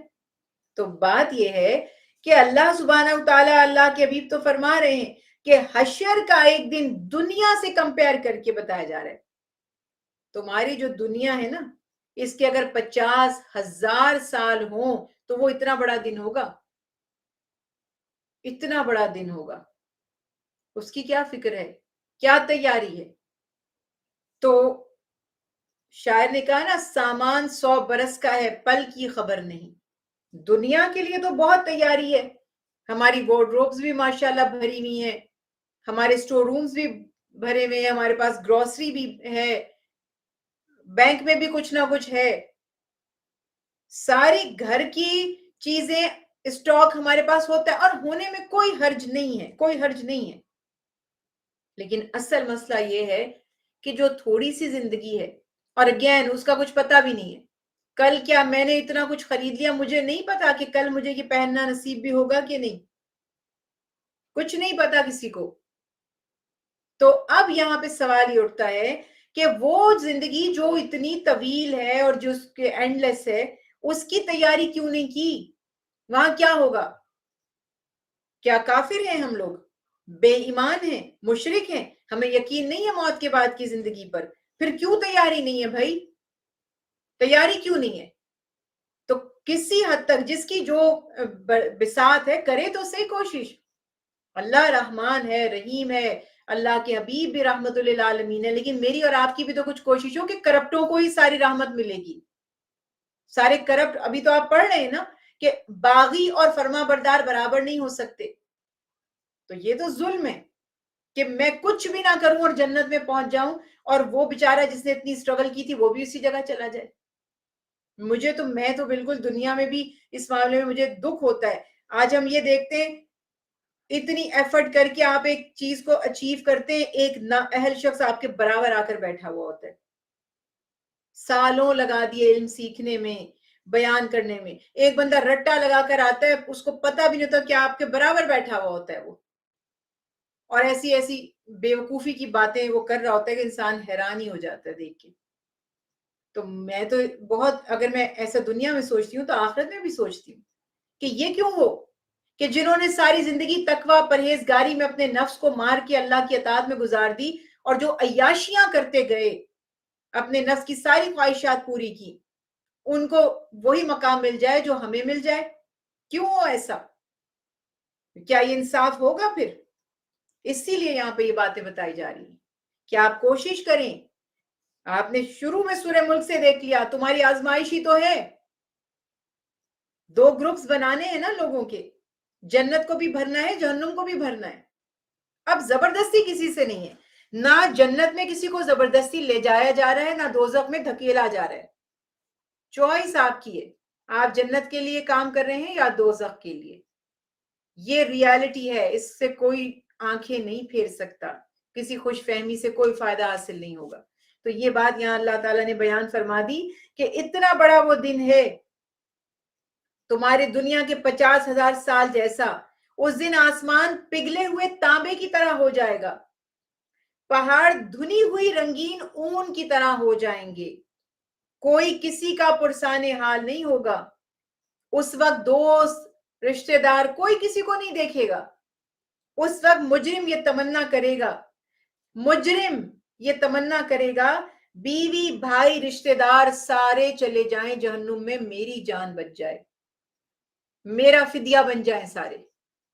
یہ عالم ہوگا کہ مجرم یہ کہہ رہا ہوگا کہ اے اللہ میری اولاد کو لے لیجئے میرے بدلے, میری گھر والی کو لے لیجئے, میرے ماں باپ کو لے لیجئے, میرے دوست احباب کو لے لیجئے, مجھے معاف کر دیجئے. یہ عالم ہوگا. اور آج کیا کرتے پھر رہے ہیں دنیا میں؟ انہی اولادوں کے لیے, انہی بیویوں کے لیے کوئی اللہ کے حکم کی, حلال حرام کی, دوستوں کے لیے کوئی پرواہ نہیں رہی. اس دن انہی کو ہم چاہیں گے جہنم میں یہ جل جائے ہماری جگہ جا کر. تو انسان اس وقت اتنا خود غرض ہوگا, آج کیوں نہیں خود غرض بن رہا؟ بن جائے آج خود غرض. خود غرضی کیا کرے؟ نہیں, میرے لیے سب سے بڑھ کر میرا دین, میرا ایمان, میرا رب ہے, باقی سارے رشتے اس کے بعد ہیں. یہ ہے اصل ایمان, اور یہی ہمیں نفع دے گا. تو اسی لیے فرما دیا کہ اس دن تو وہ اہل زمین کو فدیے میں دینے کے لیے تیار ہو جائے گا. پوری دنیا اگر مرتی ہے تو مر جائے, جہنم میں جلتی ہے تو جل جائے, بس میری جان کسی طرح بچ جائے. تو یہ منظر کشی یہاں کر دی گئی کہ سب ایک دوسرے سے جان چھڑا کر بھاگ رہے ہوں گے, کوئی کسی کی طرف نظر نہیں کرے گا. پھر انسان کی فطرت اور اس کا جو مزاج ہے, طبیعت ہے, صورت میں بتائی جا رہی ہے. یہ دیکھیے کیا کمال کی بات ہے, اللہ اکبر. اور میرے رب کا, پھر میں کہوں, جب میں یہ چیزیں پڑھتی ہوں میں کہتی ہوں میرے رب کا ظرف دیکھیں, میرے رب کی رحمت دیکھیں, اس کا فضل و کرم دیکھیں. وہ بتا رہا ہے کہ تم کیا چیز ہو, کبھی کبھی میں آپ کو اس کی چھوٹی سی مثال دیتی ہوں. ہمارے گھر میں کوئی ملازم ہوتا ہے یا کوئی ہمارا ماتحت سبارڈینیٹ ہوتا ہے یا کوئی ہم سے کبھی مدد کے لیے مانگنے کے لیے آتا ہے یا کوئی ہمارے کلیگ سے کوئی ہوتا ہے. ہمیں پتا ہوتا ہے یہ جھوٹ بول رہا ہے, ہمیں پتا ہوتا ہے, لیکن اگر وہ کوئی چیز کہتا ہے تو ہم اس کو دے دیتے ہیں. لوگ کہتے ہیں اس نے آپ کو بے وقوف بنا لیا. ایسا نہیں ہے. اتنی تو وقت کے ساتھ ساتھ سمجھ بوجھ پیدا ہو جاتی ہے, سچ اور جھوٹ نظر آتا ہے. تو کہتے چلو اب ظاہر ہے کہ ضرورت مند ہے, ہیلے بہانے کرتا ہے, جھوٹ بولتا ہے. کرتے ہیں نا کبھی کبھی جان بوجھ کے کسی کی مدد کر دیتے ہیں جبکہ پتا ہوتا ہے جھوٹ بول رہا ہے, مگر ہم ایک حد تک ہی کرتے ہیں ایسا. اب ذرا میرے رب کی رحمت دیکھیں, وہ کیا فرما رہا ہے. میں جانتا ہوں تمہارے دلوں کے حال, میں جانتا ہوں تم حریص ہو, لالچی ہو, جزا و فضا بحث مباحثے کرنے والے ہو. تکلیف پہنچتی ہے تو چلاتا ہے انسان, خوشی ملتی ہے تو اترا جاتا ہے. اللہ اکبر. یعنی تکلیف پہنچنے پر صبر نہیں کرتا, خوشی ملتی ہے تو شکر نہیں کرتا اور اترانے لگ جاتا ہے. نعمت حاصل ہوتی ہے تو اکڑنے لگ جاتا ہے, اور مال ہاتھ آ جاتا ہے تو بخیل بن جاتا ہے. خود تو ساری زندگی مانگتا ہے, اگر اس کو دے دیا جائے یہ کسی کو نہیں دے گا. یہ شان ہے اللہ کی. ہمارے کہتے نا دلوں کے حال جانتے ہوئے بھی وہ ہمیں کتنا نوازتا ہے, کتنا عطا کرتا ہے. پھر اللہ تعالیٰ نے یہاں پر مسلین نمازیوں کی 8 صفات بیان کی ہیں. نمازی وہ نہیں ہوتے جن کو آپ 5 وقت نماز پڑھتے ہوئے دیکھتے ہیں. نمازی وہ ہوتے ہیں جو اپنی نمازوں کو قائم کرتے ہیں. وہ کون ہے؟ اب یہاں قرآن پاک نے بتا دیا. وہ نماز کی پابندی کرتے ہیں, ان کے مال میں سوال کرنے والوں اور سوال سے بچنے والوں سب کا حق ہوتا ہے. دونوں طرف نظر رکھتے ہیں. کس نے مانگا ہے چلو اس نے ہاتھ پھیلا دیا, اس کو بھی دے دو, لیکن جو نہیں مانگتے ان پر بھی نظر رکھتے. آپ کنسرن ہیں, آپ کو فکر ہے کہ جو لوگ مانگ نہیں رہے ان کے مددگار کون ہوں گے. یہ ان کی فیلنگز ہے, ان کا جذبہ ہے نمازیوں کا جو اللہ نے بیان فرمایا.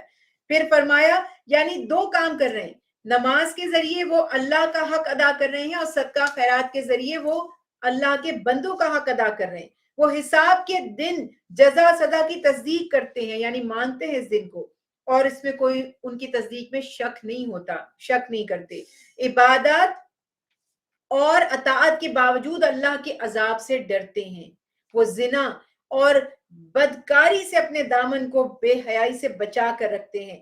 صرف حلال پر گزارا کرتے ہیں, حرام کی طرف نظر اٹھا کر بھی نہیں دیکھتے. امانتیں ادا کرنے والے ہوتے ہیں, اپنے وعدوں کو وفا کرنے والے ہوتے ہیں, نہ وعدہ خلافی کرتے ہیں نہ خیانت کرتے ہیں, حق اور عدل کے ساتھ گواہی دینے والے ہوتے ہیں. اور ان کی 8ویں صفت یہ ہے کہ وہ نماز کو اپنے مقررہ اوقات میں ادا کرتے ہیں. یعنی جو نماز کا وقت مقرر ہے. اب یہاں پہ یہ نہیں ہے کہ اذان ہوئی تو فوراً بھاگ کھڑے ہوئے, جبکہ کوئی مجبوری ہے, کوئی ضرورت کے کام ہے, تو آپ نماز کے وقت مقررہ پر پڑھ لیں, اور اگر آپ کے لیے ممکن ہے تو اول وقت میں پڑھ لیں. تو یہ بات یہاں پر ان نمازیوں کی صفات میں بتا دی گئی. جن لوگوں کے اندر یہ صفات پائی جاتی ہیں اللہ تعالیٰ ان کی تعریف میں فرماتے ہیں یہی جنت میں عزت والے لوگ ہوں گے. یعنی جنتیوں میں بھی ان کا بڑا اعلیٰ مقام ہے. پھر سورت کے آخر میں اللہ اس بات پر قسم کھا رہے ہیں کہ قیامت کے دن یعنی موت کے بعد کی زندگی حق ہے, اس میں کوئی شک شبہ نہیں. اللہ اس چیز پر بھی قادر ہے کہ وہ تم سب کو ہلاک کر دے اور تم سے بہتر اور جو اللہ کے فرما بردار ہوں انہیں پیدا فرما دے. اللہ سبحانہ وتعالیٰ کے لیے کوئی مشکل نہیں. اور اس کے بعد اللہ تعالیٰ فرماتے ہیں کہ اللہ سبحانہ وتعالیٰ انسان کو مہلت عطا کرتا ہے, موقع دیتا ہے کہ وہ اپنے عمل کو درست کر لے, لیکن پھر بھی انسان غفلت کا شکار ہے اور سمجھتا نہیں. اور ہم سمجھ لیں کہ اصل بات یہی ہے کہ ہم اللہ کے اور اس کے دین کے محتاج ہیں, اللہ تعالیٰ کا دین ہمارا محتاج نہیں ہے. اگر ہم ایمان لائیں گے اور نیک کام کریں گے تو ہماری ہی اس میں خیر اور بھلائی ہوگی. پھر سورہ نوح ہے, بسم اللہ الرحمن الرحیم. سورہ نوح بھی مکی صورتوں میں سے, مصحف کی ترتیب کے اعتبار سے 71, اور نزولی اعتبار سے اس کو 72 سورہ بنایا جاتا ہے۔ اس سورت میں حضرت نوح علیہ السلام کا تذکرہ کیا گیا ہے، اسی نسبت سے سورت کا نام سورہ نوح ہے۔ اور حضرت نوح علیہ السلام کو شیخ الانبیاء، سب سے بزرگ نبی کہا جاتا ہے۔ آپ کی عمر تمام انبیاء علیہ السلام سے زیادہ طویل تھی، 1000 ایئر آپ کی عمر مبارک تھی۔ اور آدم علیہ السلام کے بعد دنیا والوں کی طرف جو سب سے پہلے رسول بھیجے گئے تھے وہ حضرت نوح علیہ السلام تھے۔ تو نوح علیہ السلام نے اپنی قوم کو اللہ کے دین کی، حق کی دعوت دی، مسلسل اپنی قوم کی اصلاح فرماتے رہے، بڑی حد تک کوشش کی کہ قوم جو ہے وہ حق کی راہ اختیار کر لے، لیکن وہ باز نہیں آئے۔ تو اللہ تعالیٰ نے ان کی پوری قوم کو، انہوں نے دعا کی، یا اللہ یہ ایمان اب نہیں لاتے تو آپ ان کا فیصلہ کر دیجئے۔ ان کو پھر غرق کر دیا گیا اور سب کے سب ہلاک ہو گئے۔ یہی واقعہ یہاں پر بیان کیا جاتا ہے کہ قوم کی جب سرکشی میں اضافہ ہوا، ان کا تکبر، ضد بڑھ گئی اور وہ مذاق اڑانے لگے کہ کون سا عذاب آئے گا، کون سا طوفان آئے گا، تو بالآخر ایک طوفان نے ان کا کام کر دیا۔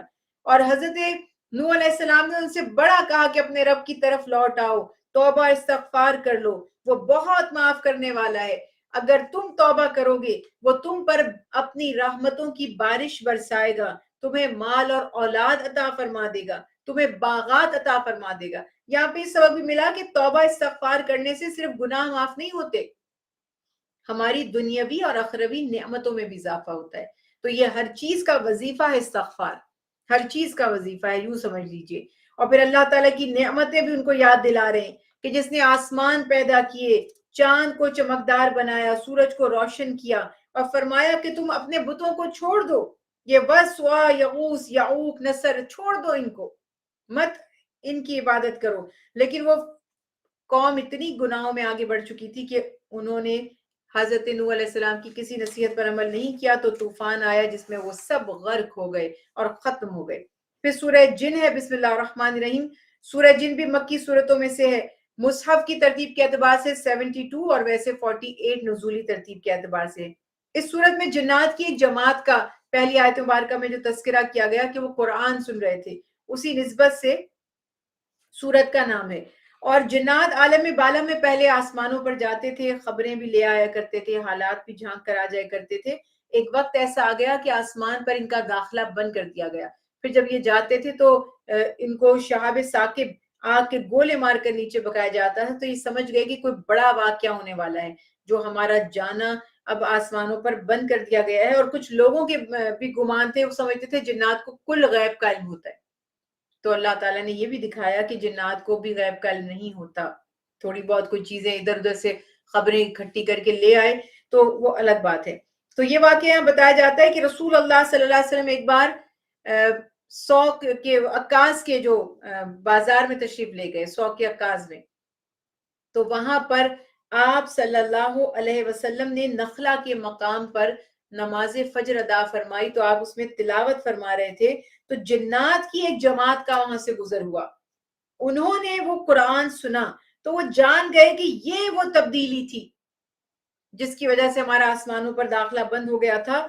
قرآن ان کے دل پر اتنا اثر انداز ہوا کہ ان کے دل دہل گئے، اور وہ فوری طور پر قرآن کی صداقت کے آگے انہوں نے سر جھکا دیا اور ایمان لے آئے۔ تو حضرت ابن عباس نے بیان کیا ہے کہ ان کی ایک جماعت جو جہاں مکہ کی طرف گئی، اور وہاں نبی کریم صلی اللہ علیہ وسلم اور آپ کے اصحاب نماز فجر ادا کر رہے تھے، تو جب انہوں نے یہ قرآن سنا تو انہوں نے کہا کہ یہی وہ چیز ہے جو ہمارے اور آسمان کے درمیان حائل ہو گئی تھی۔ پھر جا کر انہوں نے اپنی قوم کو بھی بتایا کہ ہم نے عجب قرآن سنا ہے جو ہدایت کی طرف رہنمائی کرتا ہے، تو ہم اس پر ایمان لے آئے، اور ہم اپنے رب کے ساتھ اب کبھی کسی کو شریک نہیں کریں گے۔ اور یہاں پہ یہ پتہ چلا کہ جنات بھی اللہ کی ایک مخلوق ہے، لیکن جو بھوت پریت چڑیل جنات کے بارے میں ہم نے جو کہانیاں گھڑی ہوئی ہیں، موسٹ آف دو سٹوریز وہ فیبریکیٹڈ اور من گھڑت اور ضرورت سے زیادہ ایگزیجریٹ کر کر کے کہانیاں بنائی ہوئی ہیں۔ جنات بھی اللہ کی ایک مخلوق ہے، جیسے فرشتے ہیں، جیسے درخت ہیں، جیسے سورج ہے، جیسے ستارے ہیں، جیسے چاند ہے، لیکن فرق ہے۔ انسان اور جنات یہ دو مخلوقات ایسی ہیں جو مکلف ہیں، پابند ہیں، اور یہی وہ دو مخلوقات ہیں جن کے پاس ایکسیپٹ کرنے اور ریجیکٹ کرنے کا اختیار ہے، یعنی کافر بھی ہو سکتے ہیں اور مومن بھی ہو سکتے ہیں، ایمان بھی لا سکتے ہیں اور کفر بھی کر سکتے ہیں، اور یہی وہ دو مخلوقات ہیں جن کا قیامت کے دن حساب بھی کیا جائے گا۔ باقی ساری مخلوقات، ملائکہ کرام ہیں، سورج ہے، چاند ہے، ستارے ہیں، درخت ہیں، چرند ہیں، پرند ہیں، درندے ہیں، پانی کی مچھلیاں ہیں، ہر مخلوق جو ہم جانتے ہیں جو نہیں جانتے سب اللہ کی فرما بردار ہے، کوئی پابند بھی نہیں ہے، کیونکہ آلریڈی وہ تو سب اطاعت پہ ہی لگے ہوئے ہیں۔ تو یہ یہاں پر بتا دیا گیا کہ انسانوں کی طرح جنات میں کافر بھی ہیں اور مومن بھی ہیں، تو اسی طرح سے وہ بھی جنت میں جانے والے بھی ہوں گے جو ایمان والے جنات ہیں، اور دوزخ میں جانے والے بھی ہوں گے جو کفر پر ہیں۔ یہ سارے واقعات یہاں بیان کر دیے گئے، اور آخر میں اللہ تعالیٰ نے رسول اللہ صلی اللہ علیہ وسلم کی دعوت کا تذکرہ فرمایا، اور آپ صلی اللہ علیہ وسلم نے اللہ کے حکم سے جو توحید کی دعوت دی، اور اپنے بارے میں بھی فرمایا کہ میں تو صرف اللہ کی عبادت کرتا ہوں، اس کے ساتھ کسی کو شریک نہیں کرتا، میرے ہاتھ میں نہ نفع ہے نہ نقصان، میرا کام صرف تم کو اللہ کا پیغام پہنچا دینا ہے، اللہ جانتا ہے کہ میں نے اس کا پیغام اس کے بندوں تک پہنچا دیا۔ یعنی اب یہاں پر یہ بات واضح فرما دی کہ آخر میں کہ تم اپنی بھلائی کے لیے جو کچھ کرو گے اس کو اللہ کے ہاں پاؤ گے، زبردستی تمہیں ایمان پر نہیں لایا جا سکتا، اور نہ ہی کسی کو زبردستی کفر پر راغب کیا جا سکتا ہے۔ انسان کو اختیار اور چوائس دی گئی ہے، اور اللہ کے پیارے حبیب حضرت محمد مصطفیٰ صلی اللہ علیہ وسلم کی جو ذمہ داری ہے، دیکھیے نفع یا نقصان کلی طور پر اللہ کے اختیار میں ہے، لیکن اللہ تعالیٰ جسے چاہے توفیق دے دے ایمان کی، اور جسے توفیق نصیب ہو جاتی ہے تو اس کے لیے فیض ہی فیض و بھلائی ہی بھلائی ہے۔ تو یہاں پر اللہ تعالیٰ کے حبیب سے اللہ تعالیٰ نے یہ بات اس لیے کہلوا دی کہ فرمایا کہ اگر تم اللہ کی عبادت کرو گے تبھی تمہارا بھلا ہوگا، اور تمہاری نجات اسی پر منحصر ہے کہ تم اللہ کی کتنی زیادہ فرما برداری کرتے ہو۔ باقی تو انسانوں کے لیے باعث برکت بھی ہوتے ہیں، خیر الناس من ینفع الناس فرمایا، انسانوں میں بہترین وہ ہے جو دوسرے انسان کو نفع پہنچاتا ہے، مگر آپ کے اللہ تعالیٰ نے تو فرمایا کوئی کسی کو نفع نہیں پہنچاتا، اللہ کے حکم سے ہی پہنچاتا ہے، اگر اللہ کا حکم نہ ہو تو کوئی کسی کو نفع نہیں پہنچا سکتا، اور اگر اللہ کی حکمت نہ ہو تو کوئی کسی کو نقصان بھی نہیں پہنچا سکتا۔ پھر سورہ مدثر ہے، بسم اللہ الرحمن الرحیم۔ سورہ مدثر مکی صورتوں میں سے ہے، مصحف کی ترتیب کے اعتبار سے 74 ہے، اور نزولی ترتیب کے اعتبار سے جو فرسٹ ریویلڈ میسج تھا نا، ابتدائی چوتھی صورت اس کو بتایا جاتا ہے، شروع میں نازل ہوئی۔ اس صورت میں اللہ سبحانہ وتعالیٰ نے اپنے حبیب کو یا ایھا المدثر کہہ کر خطاب کیا، اے کپڑے میں لپٹنے والے، تو یہ بات یہاں چادر میں لپٹنے والے کہہ کر خطاب فرمایا۔ یہ شان مصطفیٰ، عظمت مصطفیٰ، اور اللہ کی اپنے حبیب سے جو محبت ہے اس کا بھی یہ ایک انڈیکیشن ہے۔ وہاں پر بتایا جا رہا ہے کہ کس طرح آپ صلی اللہ علیہ وسلم نے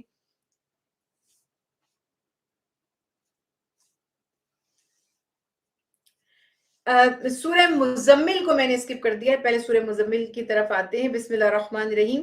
سورہ مزمل 73 سورہ قرآن پاک کی مصحف کی ترتیب کے اعتبار سے، اور نزولی ترتیب کے اعتبار سے تیسری سورہ ہے، اور اس سورت میں بھی رسول اللہ صلی اللہ علیہ وسلم کا نام ہے، یہ مزمل، کپڑا لپیٹنے والے، یا ایھا المزمل، رسول اللہ صلی اللہ علیہ وسلم کو خطاب کیا گیا، اور بڑی محبت سے اللہ سبحانہ وتعالیٰ نے اپنے نبی سے خطاب کیا، سورہ مزمل میں بھی اور سورہ مدثر میں بھی، انشاءاللہ آگے اس کو بھی پڑھیں گے۔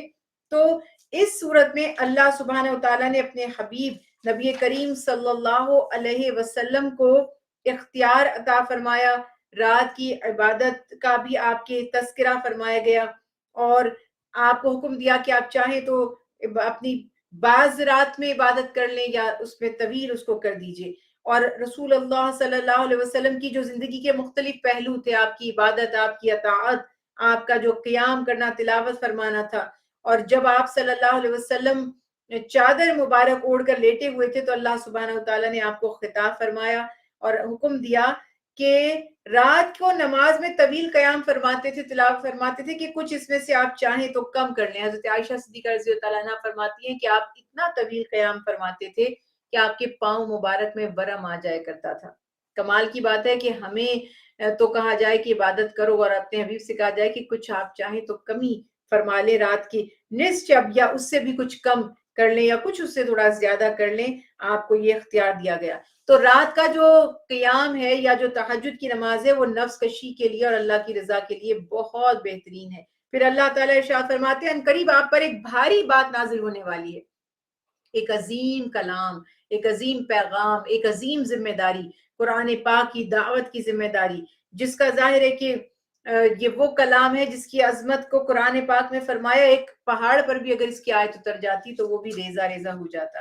پھر اللہ تعالیٰ نے حکم دیا کہ مکذبین کو ڈرایا جائے جو اللہ تعالیٰ اور آخرت پر ایمان نہیں رکھتے۔ پھر فرعون کا واقعہ ان کی مثال کے لیے بیان کیا گیا کہ وہ کتنا طاقتور تھا، اور جب اس نے نافرمانی کی اور اللہ کا انکار کیا تو اس کا انجام کیا ہوا، کیسے اس پر وبال آیا۔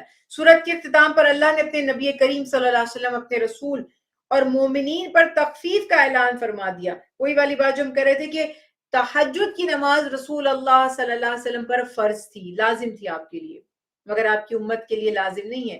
کوئی پڑھے گا تو ثواب حاصل کرے گا، اور اگر نہیں پڑھے گا تو اس پہ کوئی خدا نخواستہ گناہ نہیں ہوگا۔ یہ بھی یہاں پر اللہ کی طرف سے آسانی آپ بیان کر دی گئی، اور فرمایا کہ جو بھلائی تم اپنے لیے آگے بھیجو گے اسے اللہ کے ہاں پاؤ گے، بلکہ جتنا عمل کیا اس سے زیادہ اجر و ثواب پاؤ گے۔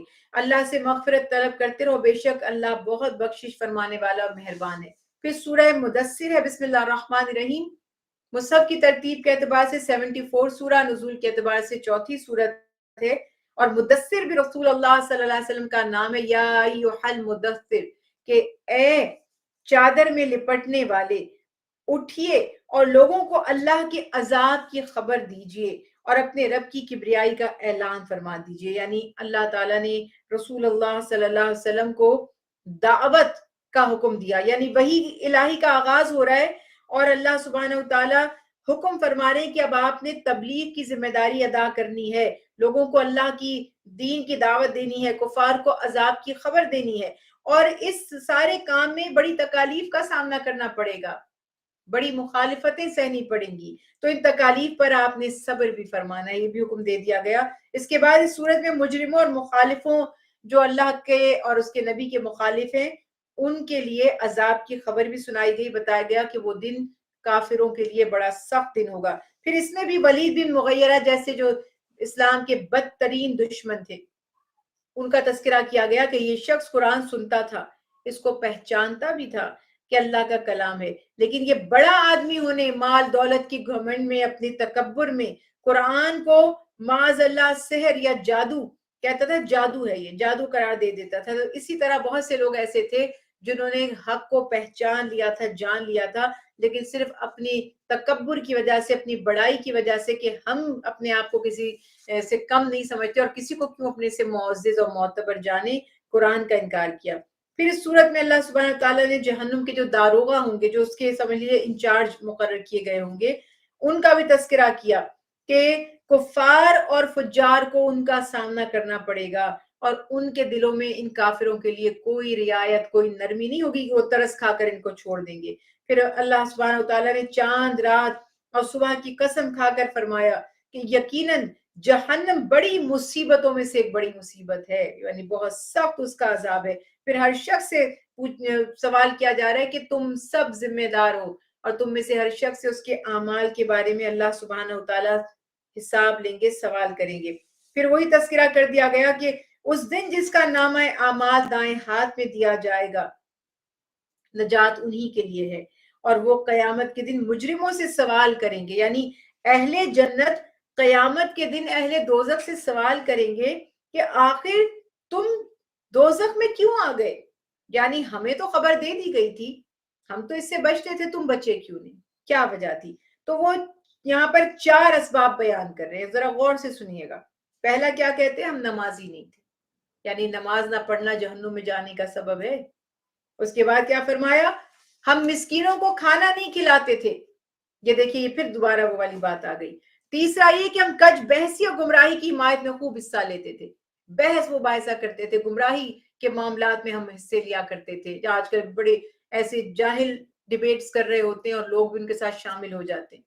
تو یہ بات، کئی ایسے فتنے اٹھتے رہتے ہیں، میں تو اس فتنے کا نام بھی آپ سے نہیں لوں گی کیونکہ میں اس کو پروموٹ نہیں کروں گی. آج اس نے یہ اعلان کر دیا, آج اس نے وہ دعویٰ کر دیا, منہ لگانے کی ضرورت نہیں ہے. سب کو پتا ہے دین کیا ہے, سب کو پتا ہے نبوت کیا ہے, سب کو پتا ہے اسلام کیا ہے. ایسے لوگوں کو وہ یہی تو چاہتے ہیں آپ ان کو انکریج کریں اور پروموٹ کریں. تو اس ڈیبیٹ میں پڑھنے کی ہمیں کوئی ضرورت نہیں ہے. اللہ سبحانہ و تعالیٰ خود ہی ان سے نبٹ لیں گے, اور باقی ان کے جو ذاتی اغراض و مقاصد ہوتے ہیں فتنوں کو پھیلانے میں, اس کا حصہ ہمیں نہیں بننا چاہیے. چوتھی بات یہ ہے کہ کہیں گے ہم قیامت کا انکار کرتے تھے, یعنی ہمیں قیامت کے دن پر ایمان ہی نہیں تھا. پھر سورت کے اختتام میں بتایا کہ یہ قرآن ایک نصیحت ہے, جو چاہے اس سے نصیحت حاصل کر سکتا ہے, لیکن وہی بات ہے کہ جس سے توفیق ہوگی, توفیق بھی اسی کو ہی ہوگی جو جس کے دل میں تڑپ ہوگی. اگلی سورت ہے سورہ قیامہ. بسم اللہ الرحمن الرحیم. اس سورت میں زیادہ تر قیامت کا تذکرہ کیا گیا ہے, تو اسی نسبت سے سورت کو سورہ قیامہ کہا گیا ہے. مکی سورتوں میں سے ہے, اور مصحف کی ترتیب کے اعتبار سے 75 اور نزولی اعتبار سے 31 نمبر اس سورت کا ہے. اور اس سورت میں اللہ سبحانہ تعالیٰ نے ان لوگوں کے بارے میں جو آخرت کے منکر ہیں قسم کھا کر فرمایا کہ کیا انسان نے یہ گمان کر رکھا ہے کہ مرنے کے بعد ہم اس کی ہڈیوں کو جمع نہیں کریں گے؟ کیوں نہیں, ضرور ہم اس بات پر بھی قادر ہیں کہ اس کی انگلیوں کے پور پہلے جیسے تھے ویسے ہی بنا دیں. دیکھیں یہ کیا سائنٹیفک یہاں پر معاملات ہیں. انسان کے فنگر پرنٹس پوری دنیا کے کسی ایک سے دوسرے کے نہیں ملتے.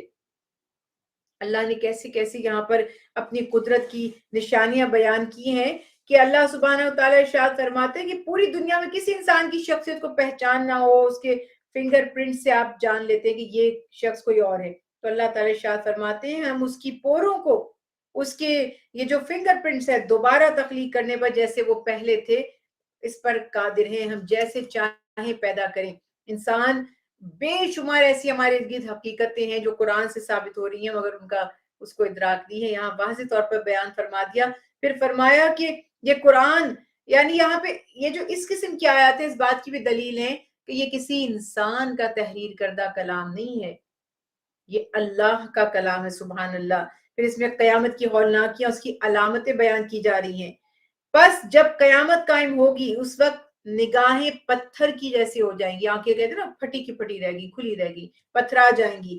چاند بے نور ہو جائے گا, سورج اور چاند جمع کر دیے جائیں گے. آج تو دونوں ایک جگہ ہو جائے تو دنیا ختم ہو جائے دھماکے سے, لیکن اللہ سبحانہ و تعالیٰ فرماتے ہیں کہ وہ جمع ہو جائیں گے. اس دن انسان کہے گا آج بھاگنے کی جگہ کہاں ہے, یعنی کاش میں. اب یہ کون سا انسان ہوگا جو قیامت پر یقین ہی نہیں رکھتا تھا. اس کے بعد اگلی آیت میں بتایا گیا کہ نبی کریم صلی اللہ علیہ وسلم قرآن پاک کی جو ذمہ داری تھی اس کو پڑھنے, اسے حفظ کرنے, اسے عوام تک پہنچانے کے لیے بڑی جد و جہد فرماتے تھے. تو اللہ سبحانہ و تعالیٰ ارشاد فرماتے ہیں کہ آپ مشقت میں نہ پڑیں, اس کو یاد رکھنا, اسے یاد کروانا, اس کی حفاظت کرنا, اسے جمع کرنا, اسے باقی رکھنا, یہ سب اللہ کے ذمے ہے. قرآن وہ کتاب ہے جو قیامت تک اپنے زیر زبر پیش کے ساتھ بھی محفوظ رہے گی, اس میں کوئی ایک نقطے کی بھی تبدیلی نہیں کر سکتا. اللہ سبحانہ و تعالیٰ نے اس بات کو یہاں پر واضح فرما دیا. اس کے بعد اللہ سبحانہ و تعالیٰ یہ ارشاد فرماتے ہیں سورت کے آخر میں کہ موت کی کیفیت کیا ہوگی, اور انسان کی پہلی بار پیدائش کی طرح اللہ دوبارہ بھی اس کو پیدا فرمائیں گے. پھر سورہ دہر ہے. بسم اللہ الرحمن الرحیم. سورہ دہر مصحف کی ترتیب کے اعتبار سے 76 اور نزولی ترتیب کے اعتبار سے 30ویں سورت بتائی جاتی ہے. اس کا ایک نام سورہ انسان بھی ہے. دہر کہتے ہیں زمانے کو. تو اس سورت میں اس کا تذکرہ کیا گیا, اسی نسبت سے اللہ سبحانہ تعالیٰ نے اس سورت کو سورہ دہر قرار دیا. اب یہاں پر بھی اللہ کی طرف سے بڑی ہمیں نشانیاں اس کی قدرت کی بتائی جا رہی ہیں, اور اللہ سبحانہ تعالیٰ ارشاد فرماتے ہیں کہ وقت یا زمانہ, یعنی انسان پر ایک ایسا بھی وقت یا زمانہ ہے جب وہ کچھ بھی ایسی کوئی جانی پہچانی چیز نہیں تھا.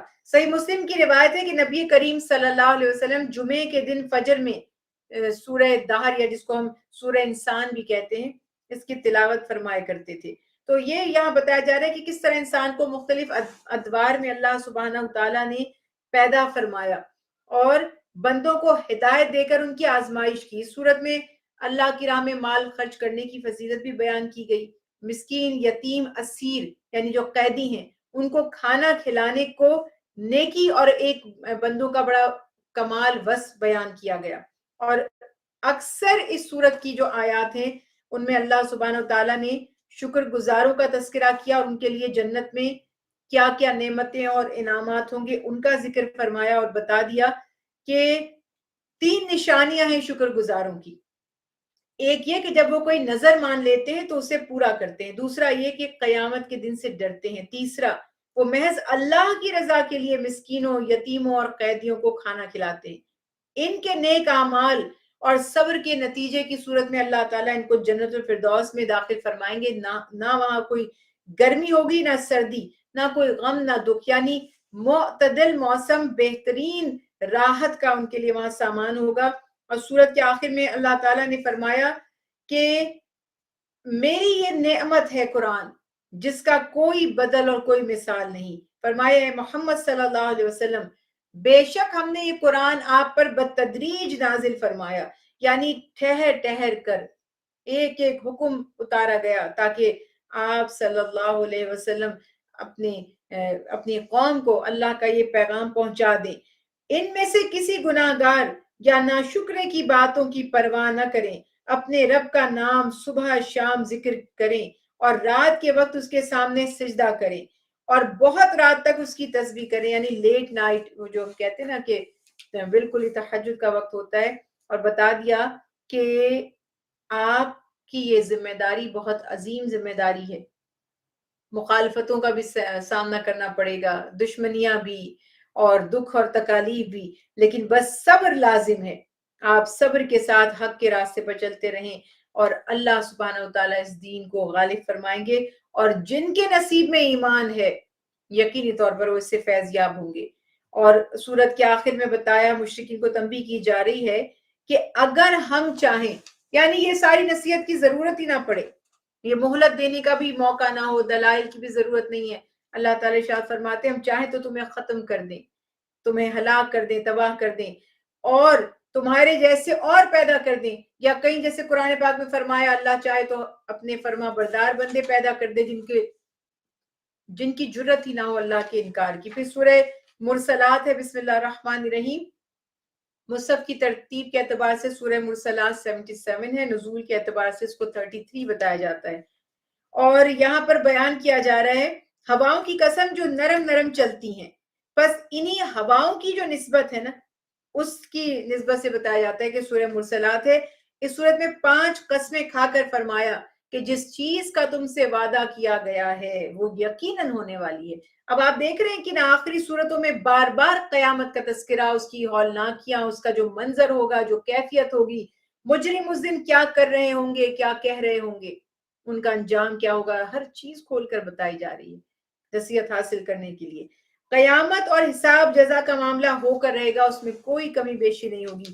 پھر قیامت کی جو نشانیاں بیان کی گئیں کہ قیامت جب قریب ہوگی ستارے بے نور کر دیے جائیں گے، آسمان توڑ پھوڑ دیا جائے گا، پہاڑ ٹکڑے ٹکڑے کر کے اڑا دیے جائیں گے، رسولوں کو مقررہ وقت پر لایا جائے گا. اور یہ دن یوم الفصل یعنی فیصلے کا دن ہوگا، انصاف کا دن ہوگا. اس دن اللہ تعالیٰ مخلوق میں عدل و انصاف فرما دیں گے. اور پھر اللہ سبحانہ وتعالیٰ نے 10 مرتبہ اس میں بیان فرمایا وَيْلٌ يَوْمَئِذٍ لِّلْمُكَذِّبِينَ.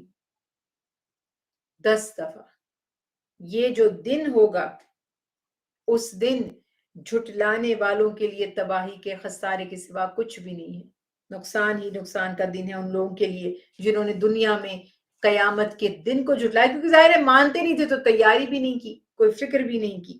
پھر اللہ سبحانہ وتعالیٰ نے مجرموں کا بھی تذکرہ کیا اور جو پچھلی قوموں میں جو نافرمان تھے مثال پیش کی، کیونکہ اب پہلے ایسا ہوا نہیں تھا، اللہ نے نافرمانوں کو کیا ہلاک نہیں کیا تھا. پھر اپنے مخاطبین کو بتائے جا رہے کہ ہم نے تمہیں پانی کے حقیر قطرے سے پیدا نہیں کیا، پھر تمہیں مختلف مراحل سے گزار کر ایک طاقتور انسان بنا دیا.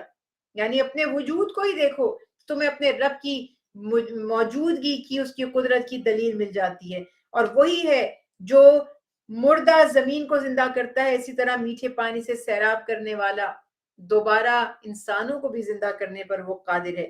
اگلی آیت میں مکذبین اور متقین کے الگ الگ جو احوال ہیں وہ بیان کیے جا رہے ہیں کہ جو آخرت کو، اللہ کو، رسالت کو جھٹلانے والے تھے ان کا فیصلہ کر دیا جائے گا اور ان کو بھڑکتی ہوئی آگ کی طرف لے جایا جائے گا، اور متقین ٹھنڈے سائے میں میٹھے بہتے پانی کے چشموں کے پاس انہیں جگہ دی جائے گی۔ اور آخری آیت میں پھر متقین کا انجام بتانے کے بعد اور پھر مکذبین کی یہاں پر ان کو تنبیہ کی جا رہی ہے کہ جو لوگ آخرت کو نہیں مانتے، اللہ پر اور اس کے نبیوں پر ایمان نہیں لاتے،